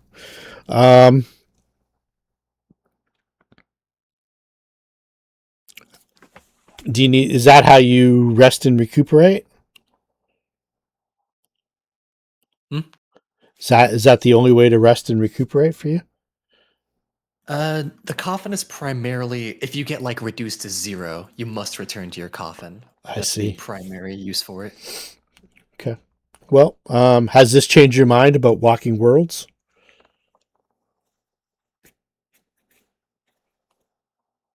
Can you repeat that? I was Has this still has confused. this need changed your mind about walking worlds? Assuming what you know about gates, which is fairly limited compared to maybe what Luna might understand about them and extra dimensional spaces and that kind of thing. That's kind of her jam. Teleportation, that sort of thing. She has a theory that when you guys gather up again, she says this could go one of 3 different ways. This is where we're interested in that misty gate in the swamp, yes? Yes. This could go, as far as I can tell, one of several different ways. One way, our sleeping form stays here, and we'll have to rely on the good graces of perhaps Aevus to maybe keep us in a back room or something like that out of the way while we journey. And maybe the time slip is such that we don't have to worry about how long we sleep for. Could also go the way that we only get so far in this realm, and then we have to wake up, and we come back here, and then we have to do it all over again and over again and over again. I don't know what sort of control we'll have. Or the third that I can imagine, I haven't imagined all the possibilities, of course. It could be that the gate is powerful enough to link our form here in this world with our form in the dream world and take us bodily into this other place where we are no longer present here and we are present only there. And I don't know if we'll be able to come back. Eventually, I'll be powerful enough to bring us back, but I don't know if we'll live that long or if you'll live that long.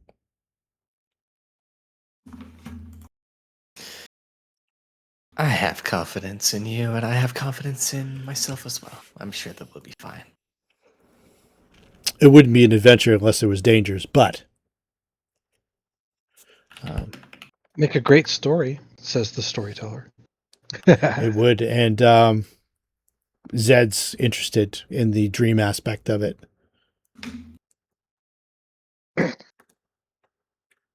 All right. Do the ritual in Aevus's church.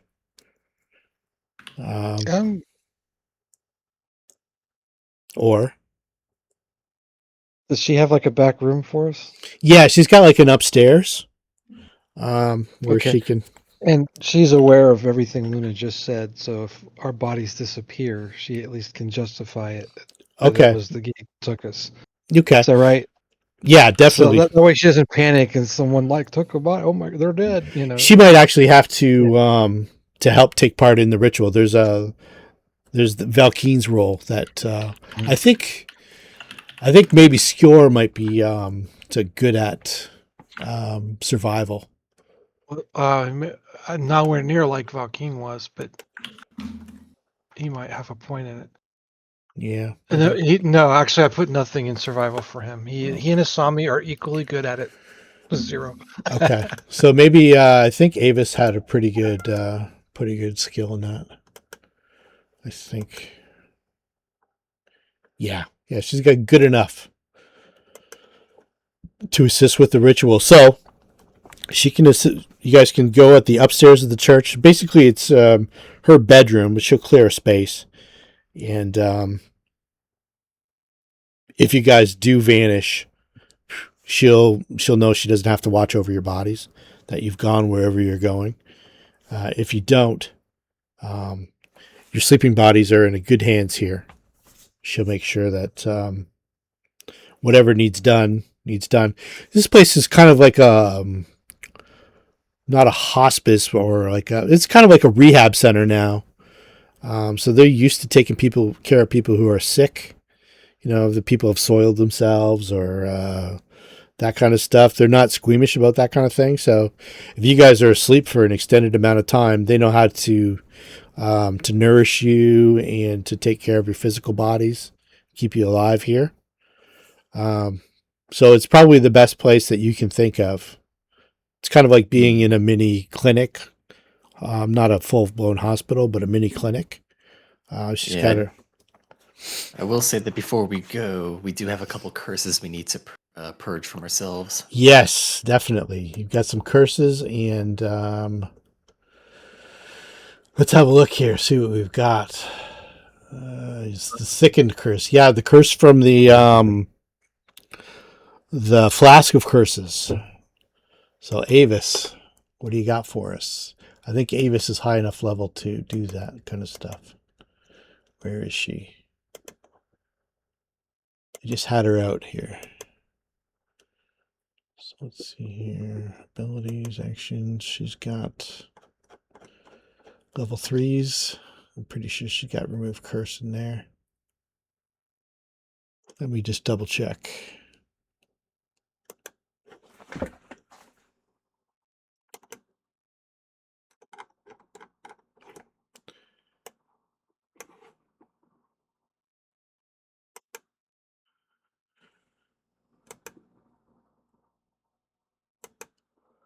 Hybrid classes. War Priest. All right. So 3rd level spells. Spells.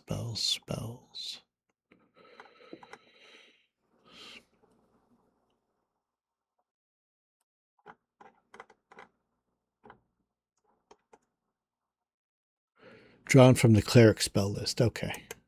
So she's good. Remove curse of the 3rd level cleric spell, I'm pretty sure. Yep. She's got access to that. Who else needs one? I think Arthur's got one. Arthur could use some. Sickened. She says you could use some sun, Arthur. Score, I think, has a sickened curse. Let's see who else. Is it listed somewhere? Yeah, it's in the effects and the combat tracker. I think it was just Score and Arthur. And I can't, off the top of my head, remember what the flasks. Oh, yeah, sick and cursed. Yeah. Let's see here. I don't remember how he got it, but there it is. When Luna opened up that flask in the Swan Row courthouse, it was a flask of curses. A DC 17 will save. So, how many spells does she have? She's got to make a DC 17 caster level check. Sami has haste. Wonder how that happened. I think we had that in the fight against. Yeah.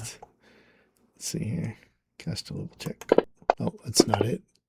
Concentration check. We're going to caster level check. 4. She got everything but remove curse on here.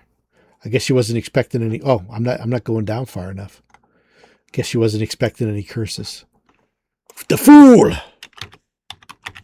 There's also the other unidentified bottle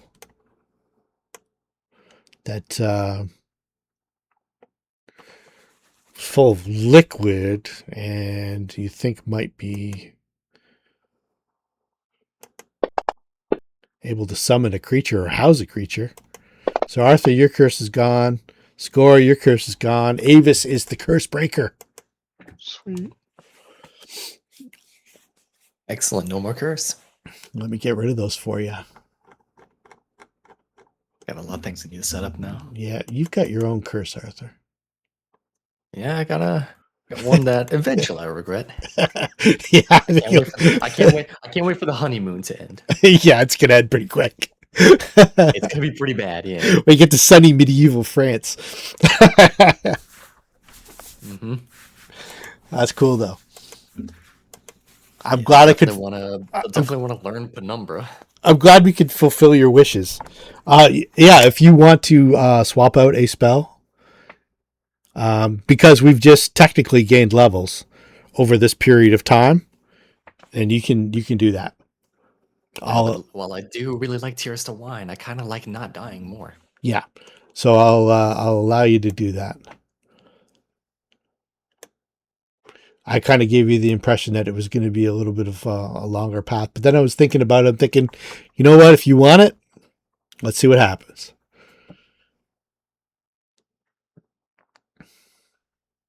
Out of character, I know Arthur's gonna very quickly realize, oh, this kind of sucks. Yeah. Oh yeah, That's what for makes it sure. fun. Yeah, definitely. Once you guys get to Averoigne, you're gonna realize, oh man, this kind of sucks. But this place kind of sucks. this place is beautiful, and yeah, but it's holy fuck. How much do you know about medieval French history, Ray? Yeah, I wouldn't call myself an expert, but I mean, what period is medieval French history? Are we talking about 900 AD? Or are we talking about 1500 AD? We're talking about somewhere in the middle of that. Somewhere, if you think about the worst time to land in Europe, when do you think that would be? Yeah. Well, there's plenty of that. I would say the worst time of the worst is 1930s. Okay. Yeah. 1940s, actually. Yeah. Well, Yeah, late 1930s. All right. Yeah. Well, I'm going to let you do a little dig on the 1350s in France. So we've got, give you a little backdrop. So you guys gather, Aevus, you go through all your things, you do all your stuff, do your ritual. Even though you've done it before, it seems harder this time. It seems like, it almost feels like subconsciously you're leaving. Like you feel like you're leaving something behind. You know, a city that you didn't really know that you loved. You're not really sure that you do, but you've got roots here. You know, you're not sure. Well, Sami's from here. This is home, and she hasn't really been anywhere else other than this adventure. Yeah, well, there is some. She's from like outside of the city too, though. Like she was from a farm, right? Farm, yeah. So you haven't really been back to visit your parents or anything since you've risen to prominence. you've become friends with Fatty. You've grown to appreciate Lord Dannal. You've got these people that you travel with that you trust. You might not like, but you trust them. You know that you need one another. Yeah. One thing Asami would like to do before beginning the ritual is restock on food and water. Oh yeah, That's definitely. not going to happen again. You'll not giant spider us again, mister. Yeah. Yeah, definitely. And Skjor, yeah, you can. I put some on him as well. So he can carry it, and Asami has her Mary Poppins bag, so we should be good on that. That's another thing I'll tell you about. You've noticed about Luna that you hadn't really noticed. She's got a Mary Poppins bag too, but it's one that she creates every day. She's got something called an arcane pocket that, with her powers, it's automatically extended, and she uses her bonded power to do another extended version. Between the two, she keeps it going all the time, and it's where she carries her spear. She'll kind of feed it down into there when she's not expecting trouble. She's also got like a bunch of stuff in there, and you can only see like the slight bulge in the pocket. It looks like it probably holds roughly what your Mary Poppins bag does. Oh. And it's she might have gotten the idea from your stuff. She's also been a little more talkative now that she's grown to trust you guys a lot more than she did initially. And you notice that every once in a while she'll give a little treatise on extra dimensional spaces and teleportation. She's definitely a wizard, but she's now a wizard with interests. And her interests are like extra dimensional spaces. Like she can create a pit. Now she can do things with that pit. She can move that pit around. She can cause that pit to actively attack. She can cause that pit to be full of acid.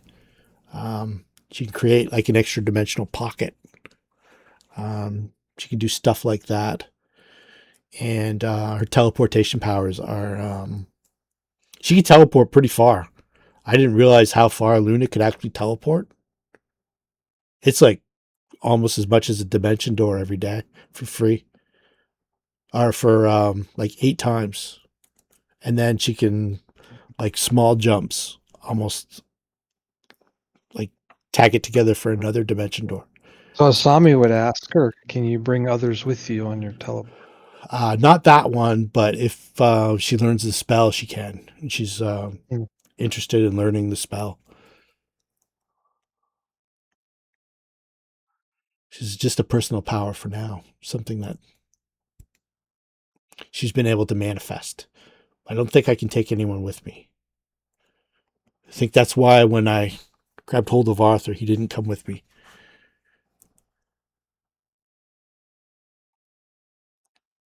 Arthur, you look a little peaked. I assure you, I am just fine.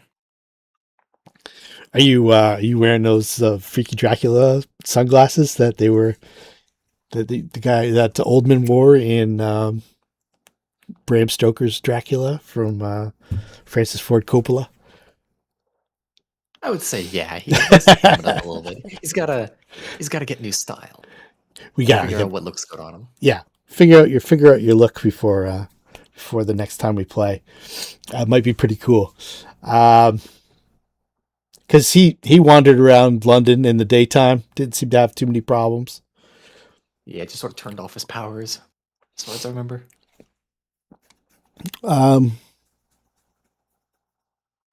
Yeah, so you guys go through the ritual, boom, boom, boom, boom, boom, back to the dream world, out to the swamp. Did you want to go anywhere else before you go out to the swamp?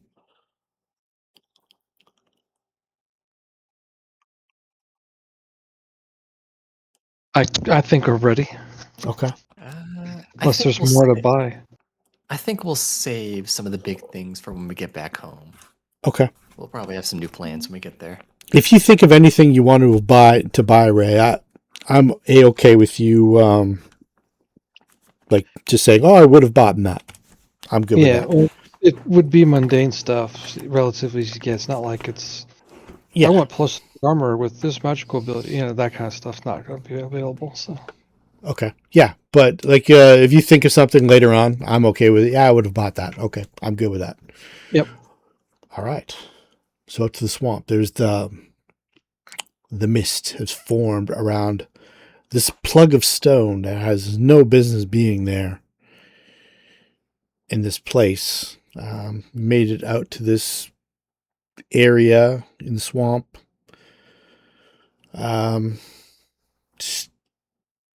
Seems pretty mundane now, other than this 4 or 5 foot deep hole in the ground, drained of all its water, and now it's just about 2.5 feet of mist above what you know is below.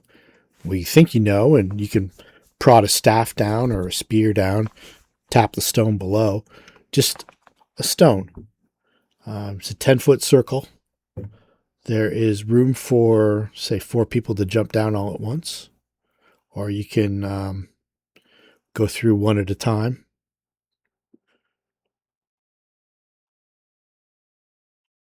But Luna does detect magic, and she's like, yeah, this is,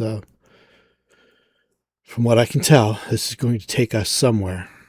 Whether our dream forms or our living forms, I don't know. And I don't know if it comes back, but through my spell, I can see a forest. What looks like a forest.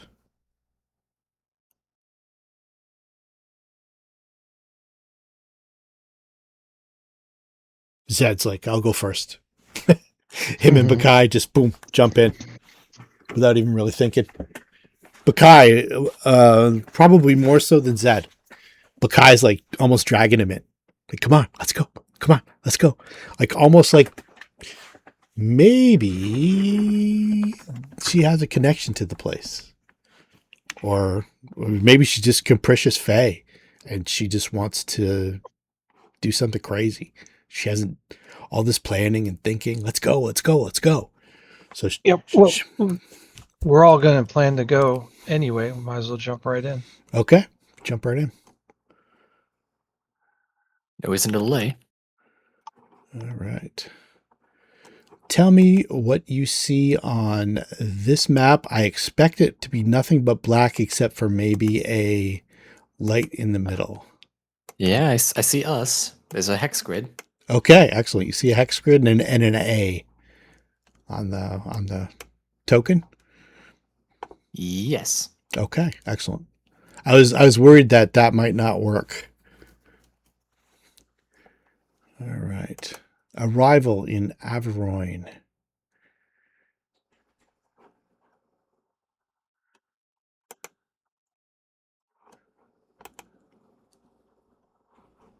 So let's see here. So this is where you come out. And this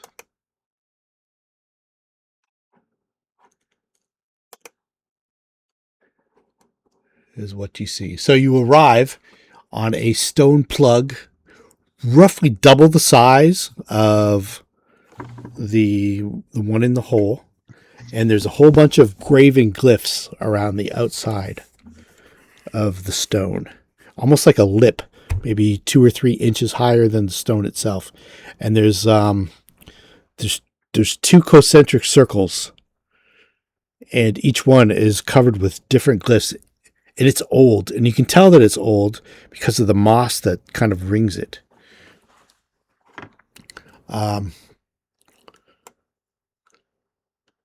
Put you all on the actual there. You guys can arrange yourselves whatever what you do. And when you arrive, it is I have no idea if these work. It's probably like, yeah, we'll figure it out after. Yeah, we'll figure things out. Yeah. When you arrive on top of, it looks like on top of a hill, like a fairly low hill, but a hill, and all the way around the hill is trees, and you think you're at the crown of the hill, but it's like a large flat space, and there are two sculptures, two statues, here and here of a great horned humanoid beast that looks like muscular. It's got like elephantine feet, almost like the same kind of feet that they had painted on the wall of the red Oliphant. It has large razor sharp horns, covers its body. It's got like humanoid hands and claws, and it's manifesting as you guys are manifesting. And let's get some initiatives, and we'll see how far we get. Yeah, we still have some old stuff on us. Okay, so let's. Like we haven't done a full night rest. I don't Yeah, think. let's do overnight rest here. Is there a knowledge check to roll to? Yeah, let's go. Definitely knowledge planes. Give that a try. And I'll do one for Luna, who's probably pretty good at it. Yeah.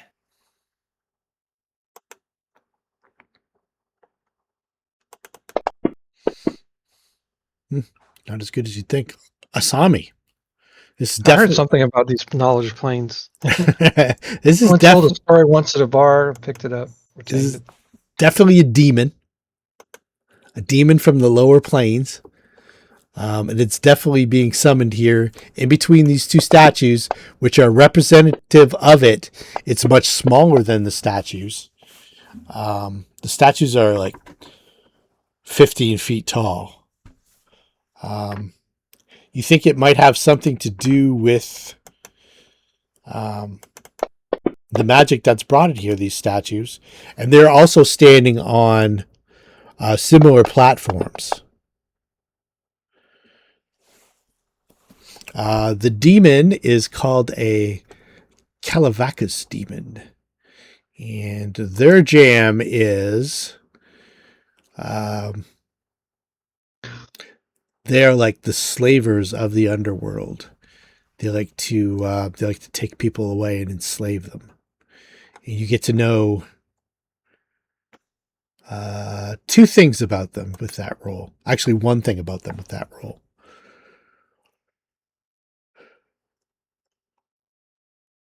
Do they have the properties of demons, like the resistances and? Oh yeah, that's a given. You know that automatically.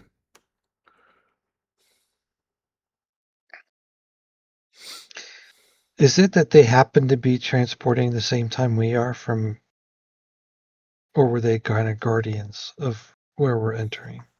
You would think that it's probably set up so that if anybody comes in via this stone, that it's some sort of guardian that manifests the power from the these statues. It would take you'd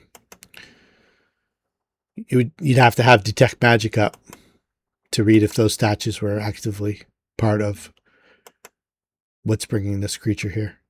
Yeah, she didn't have it running while we were doing the transport, so that she'd have to cast it on her turn. Okay. Is there like a statistical thing or some kind of power thing that you would like to know? Because you do know one thing beyond like the typical powers of demons and stuff like that. Yeah. I mean, our typical question when we get this is, what kind of resistances does it have, or weaknesses? Okay. So what is it vulnerable to? You don't think it's vulnerable to anything specific. Its protections are DR10 good, which would be hard to overcome unless you guys have a spell that will do that. It's immune to electricity and poison, and it's resistant to acid, cold, fire, and general magic.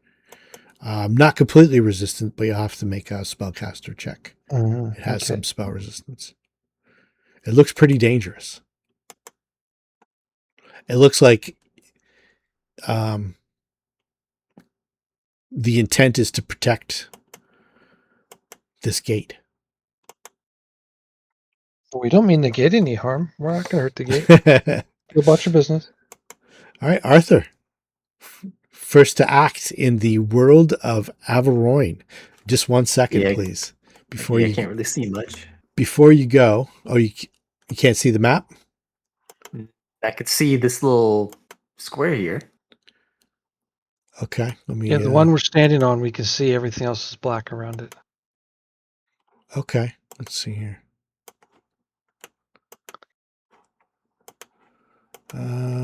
Okay. Let me turn off the lighting. Maybe that's what it is. Yeah. There we go. How's that? That came up. We see it. Okay. Before I do that, though, if you will indulge me.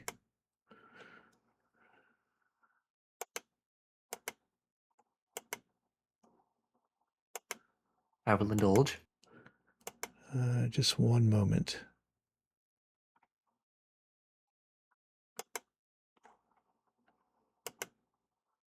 Nope, wrong one. Nope, wrong one.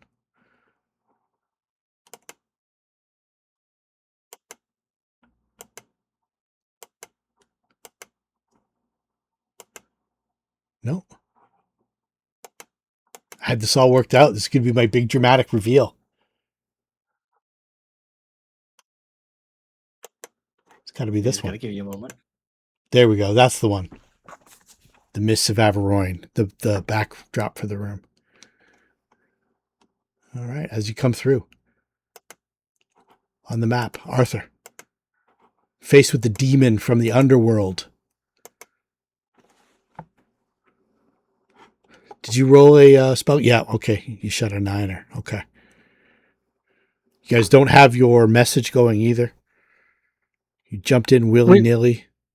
Probably weren't preparing to do that as we were going in together, because the message wouldn't have worked had one person been on the other side of the portal. Yeah, for sure. Yeah. I guess I wasn't thinking we'd fight something right as we entered. Yeah, who was? I mean. No. Yeah. So I'd say no. But it's manifesting at the same time as you're manifesting. Arthur goes first. Check something. Just checking ranges. Okay. All right. Did you say there were two of them or just one? Just one. Just Okay. one. It's two statues. And it's manifesting right in the center of the two. Yeah, I suppose he wouldn't know if they could speak any languages or not. If he's like Asami said, it's a demon, so you know that they speak Abyssal. That's common knowledge for you guys, anyway.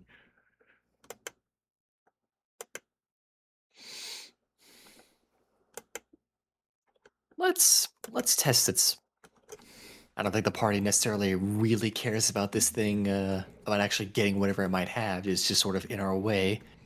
Arthur's gonna stride himself up just a bit closer as he eyes this thing.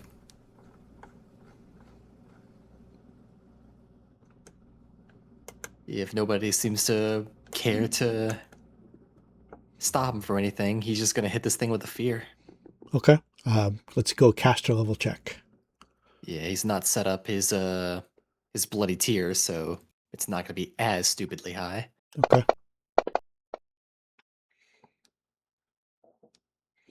Spell actually failed. How unfortunate. Wow. Okay. The will save was a failure. Caster level check was a failure. That means that nothing happens, yeah. Okay. And the demon smiles at you. Yo. It's the language that it's speaking is foreign to you. But you can tell he's growing confident. You're a tough one, aren't you? Score.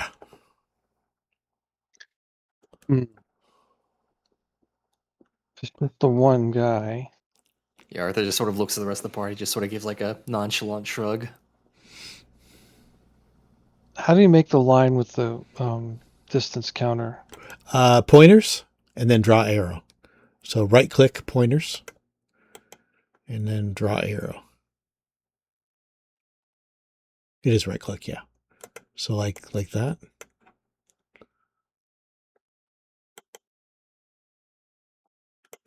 Huh. So click the mouse. Not drawing mode. Oh no. You want to just regular play mode. You want to go just on the map anywhere. Right click, then you'll see pointers. You see I see. pointer Okay. sharing, then draw arrow is how you. Okay, that's gotcha. I thought these guys were bigger. I meant it for it to be more imposing. Well, it's only 5x5. It's only medium. I thought it was large. I was going to scare you with its size, but I can't.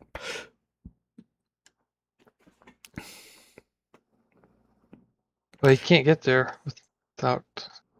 I don't want to double move to be there and then do nothing. So You can charge. You got a straight line. Double move and attack. Charge. Add 2 to your attack and take. Okay. Feel free to rage too. This feels like a threat.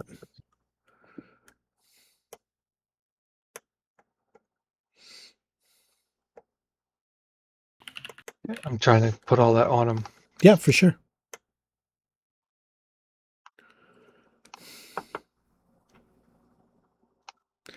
So you can see the moon above in this opening. It's probably just night for like an hour. The moon is just above the tree line. And also there is a red glare as you can see a comet moving across the night sky very slowly.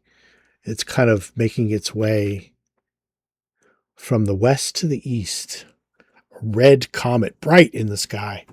Almost gives like a blood red light down on this this I guess it's like an opening or a hilltop or a glade. You're not sure.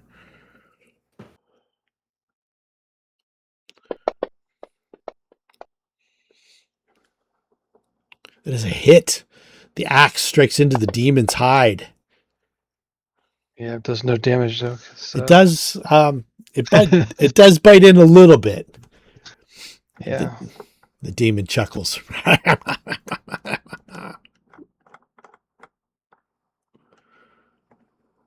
Asami. Okay, well, she will give everybody some inspiration because that's what we all need. It's almost 11 o'clock, right? Do you have to skedaddle? I can finish the turn. Okay.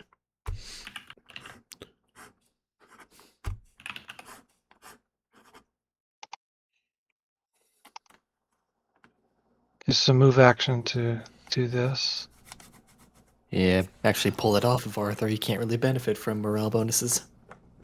Aha. So we'll leave it at, let's see here. It's mind affecting, is it not?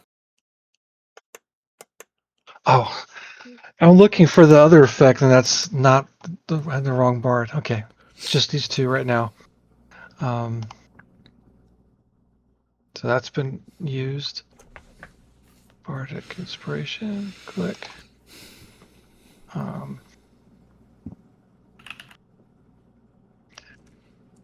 Spells. Come here.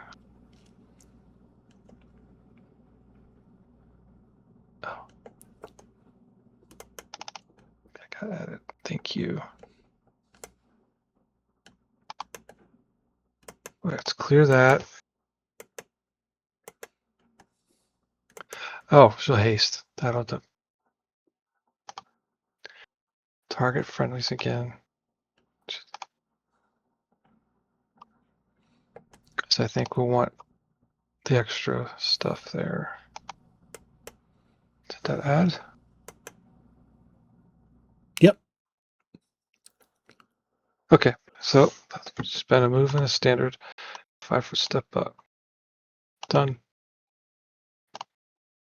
Go get him, Bakai.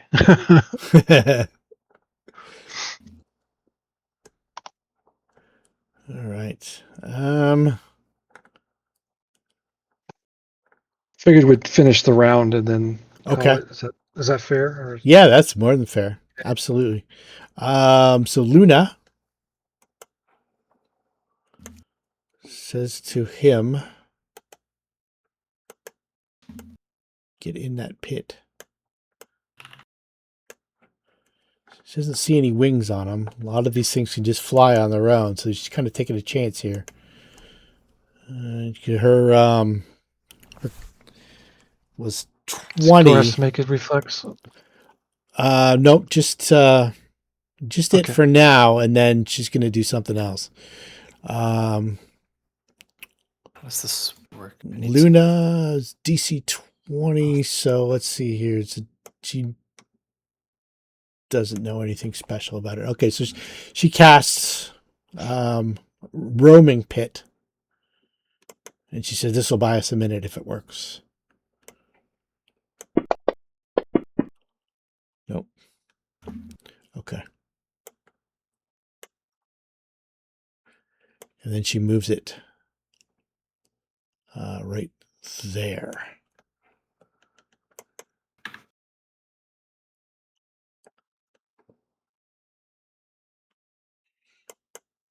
Bakai.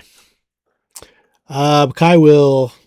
Why don't we wait for Alex to return next session? We'll pick it up here. Okay. Yeah. It'll be her turn. It'll be Bakai and Zed go next, and then the Fiend. Yeah. All right. Welcome to Averoin. I'm kind of excited about this. Feel free to listen to. There's a whole bunch of Clark Ashton Smith Averoin stories on YouTube. The ones Roland Wife Ring. It's got a black weird, or it's got a red Weird Tales magazine cover as the thumbnail. Excellent readings. I don't know if it's him that's read it or if he's just posted it. I've got all the audiobooks, so I'll be playing clips here and there. There's a couple in particular that I'm really looking forward to playing for you guys. But Castle Amber from 1981 in my own way that you guys get to experience. This is going to be cool. Alrighty. As if we survive this encounter. It might be really Hopefully we'll live. I need to test to see if this actually works. Sure. Hold on. Feel free. But if we're done, I'm going to roll. Yep. Thank you, Ray. Appreciate you. Appreciate tonight. Inflict properly. That might have actually. It's got 0 points of damage resisted. Yeah. Did he? I don't know if I set up the energy drink correctly. Let's see. I don't really plan on using it much, but it's the code is NLVL. Yeah, I see that. It's in my slam. Don't know if that actually worked or not. Let's see if it came on the demon. See if he got negative levels. No, yeah, go ahead. Didn't work. Let me see. Not really that important. Don't plan on slamming too much. Well, if you can debuff guys with who get close to do when he really needs to. He's still not great at melee though. He only has a 13 strength. Still, it's better than it was. Let's see here. Slam. Quite a bit. Okay, so what we do, we have to make that like a spell. So what I'll do is I'll put a 0 level spell in. We'll call it a slam. And then I see what you mean. energy. Yeah, and then energy drain. Yeah, I can set that up then. I got it. Oh, you know how to do it? Sure. I could use enervation as a key. Like basically copy stuff from there. It's just let's see here. Add action, add effect. Won't really worry about the saving throws. I don't think too many things will survive after they've been drained. VL. The next day to worry about. Let's try this. Another problem for another us. Let's go with this on the demon. And then we'll see if it takes 2 off. See if I've done it right. So let's see here. He's going to attack,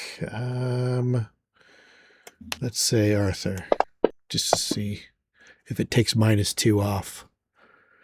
It should be +16. It's now +14. All right. It works. Excellent. All right, where did you set that up? Where did that happen? It is in your 0 level spells. Oh, is it? You see slam? I see it in there. Okay, perfect. That's all you need to do. Just drag that onto any creature. Drag the effect part on. Yeah. What other powers do you get there, my friend? Airwalk, he gets- dominate person, haste. Yeah, they get some fun things, yeah. I didn't know you got haste. That's cool. Yeah, he picked up haste around like level 7, I believe. Somewhere Oh, around okay. there. Oh, it's a spell-like ability, eh? No, haste is just a spell. Oh, okay. He does have not quite dominate person, but functions as dominate person. Yeah. Sort of as an SLA could just sort of do. Yep. Will not be useful against this demon, but can be helpful for other things. Definitely. I think there's a suggestion in there too. No? Just not dominate. Not a suggestion, just a dom. He has a dominate. The spell-like abilities he could do are dominate and gaseous form. Oh, I'm looking at the demon. Okay. The demon the can demon? dominate people too. Okay. I see. I was looking at the wrong guy. I'm thinking, all right. I have no idea if the things are set for Arthur are correct. Let me go ahead and stab him. Let me find out. Nope, his weapon's magic and silver, so that'll just bypass. Let's use his own slam. Yeah, that did nothing. Okay. All right, excellent. That worked. All right, cool. The Very fast good. healing might work. I have no idea. Is it FHEAL and then Yeah, it should just colon be and F- then Yeah, it's just be F heal and then the number. oh, you get that when you do you get hit points back when you gain levels or when you drain levels? I think you do. You get 5 per level, right? I think you get 5. Yeah, you heal 5 per level, and or get temporary hit points if you already have. Yeah, we'll have to make that part of the slam too. Let's see here. Slam. I can always adjust my wounds and my temporary hit points. Now we'll make it an effect. I Yeah, think you're- it's I think we'll make it a heal, actually. Get rid He of the- technically has channel resistance 4, but I don't know how to set that up properly. There's no clerics in this land anyway, so you're good. I was gonna say it's probably not as important right now. Let's see here. Add heal, and then we make that Let's see if I should think be the resist works. 10 hit points, I think, is the total, and we make that temporary, right? Yep, there we go.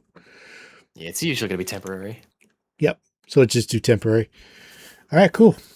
Let me know what else you need changed and stuff like that if you can't figure out how to do it. And we'll see you in 2 weeks there, Dracula. Always fun. That was fun, man. Well done. I can't wait to see how badly this is gonna end up. Careful what you wish for. Yeah, I will say that Arthur is very likely not going to be taking a massive amount of treasure in the future. He knows it's probably a good idea to let them have it so they continue trusting him. We'll see how it goes. It's always a careful what you wish for thing when I'm the DM. But yeah, as long as everyone's having fun, I think we're doing all right. Yeah, we'll see how long the honeymoon lasts for him until he realizes, oh, this kind of sucks. Actually, I hate this. Well, there's got to be a way to get out of it too, right? How do you change that back? You got to kill the vampire that made you, right? Typically it's death and resurrection. Yeah. Or either that or kill the vampire that made you. One of those deals. According not to in like Pathfinder, no. Supernatural. Not in Pathfinder, no. I was actually thinking about whether or not we should destroy Pop-Off after he was no longer needed. Oh, you probably want to do that at some point, but Oh, absolutely, yeah. you're probably going to be gone for a while, so he might become something. He's not our problem right now. Nope. Yeah, I don't know quite how to set up the Constitution, so I could just set it at 10. Doesn't really matter, I suppose. I think you just make it 0, no? No, if you set it to 0, you'll have like the -5. I guess it doesn't really matter. Not that I do it's keyed off con. I could just leave it at 0. I think your fortitude stays the same, I think, but your con actually goes to 0 now. I'll look at it. I'm not 1,000%. An undead uses charisma as their fortitude, but they're also just immune to fortitude effects that aren't harmless or affect objects. Yeah, like poison and stuff like that.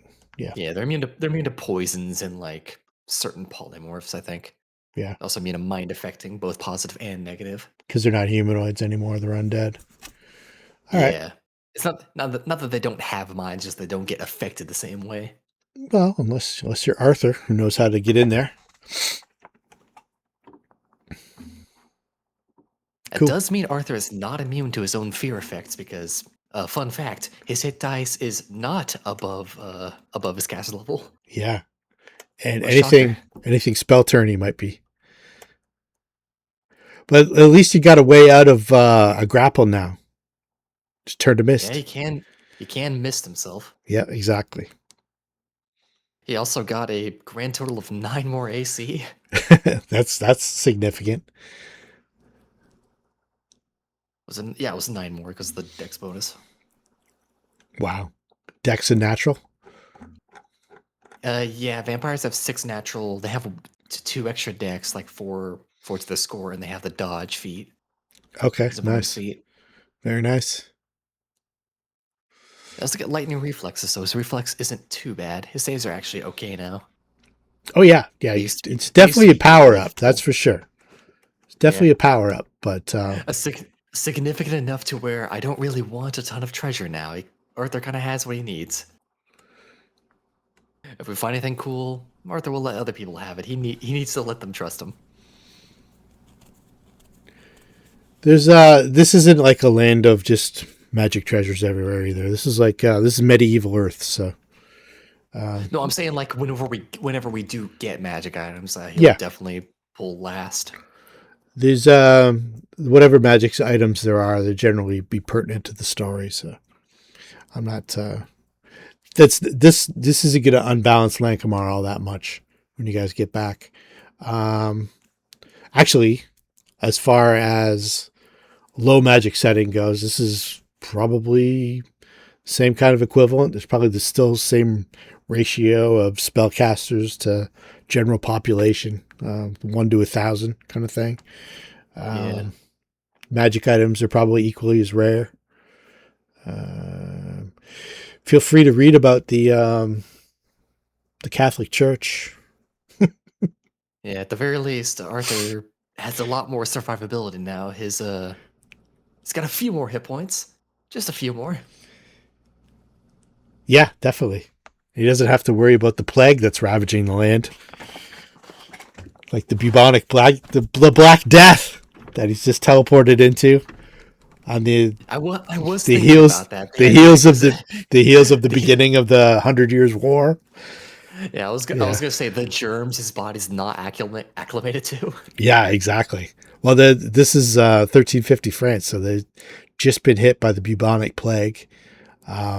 They just had the Battle of Crécy, where the English have pretty much mangled the French army outside of Paris. Yeah, it's like the joke of like a person from like the modern age time traveling to like medieval France and just dying instantly because their body's not accumulated to like all the pathogens that are just around.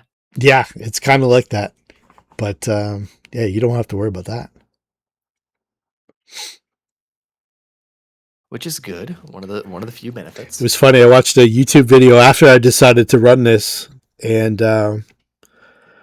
one of the videos was, "What's the very worst period of time in medieval Europe?" And it was like medieval Europe, just right around the time that I picked to have this take place in. I was like, all right, well, that's kind of cool. It's all the horsemen of the apocalypse are present. There's death is everywhere. There's famine, there's war, and there's pestilence. In early 1300s, they had like one of those extended winter periods where they call it the mini ice age. And they had, and from that it caused crops to fail. And then the crops failing made people susceptible to disease.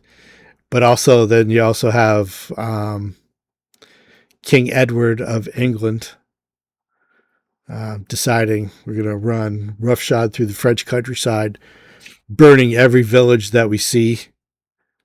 Telling the men not to do it, but go ahead and loot and pillage every village that you see between here and Paris. Yeah, go ahead and do it anyway. Yeah, and that's the pretty much the onset of the 100 Years' War. And then like 4 or 5 years after that, the big culmination of that, and the English kind of take over huge swaths of the French coast.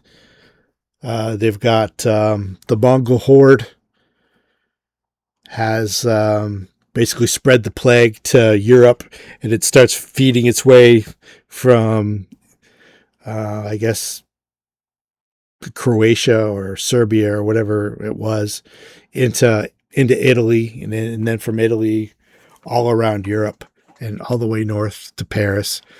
You read stories about Paris during the plague or London during the plague. It's absolutely horrific. I can imagine. You're talking like 75% of the population dying in a year. Yeah, it was bad. Yeah. It was bad. So welcome to France. But this isn't like real France. This is like this is Clark Ashton Smith's little I should turn the recording off.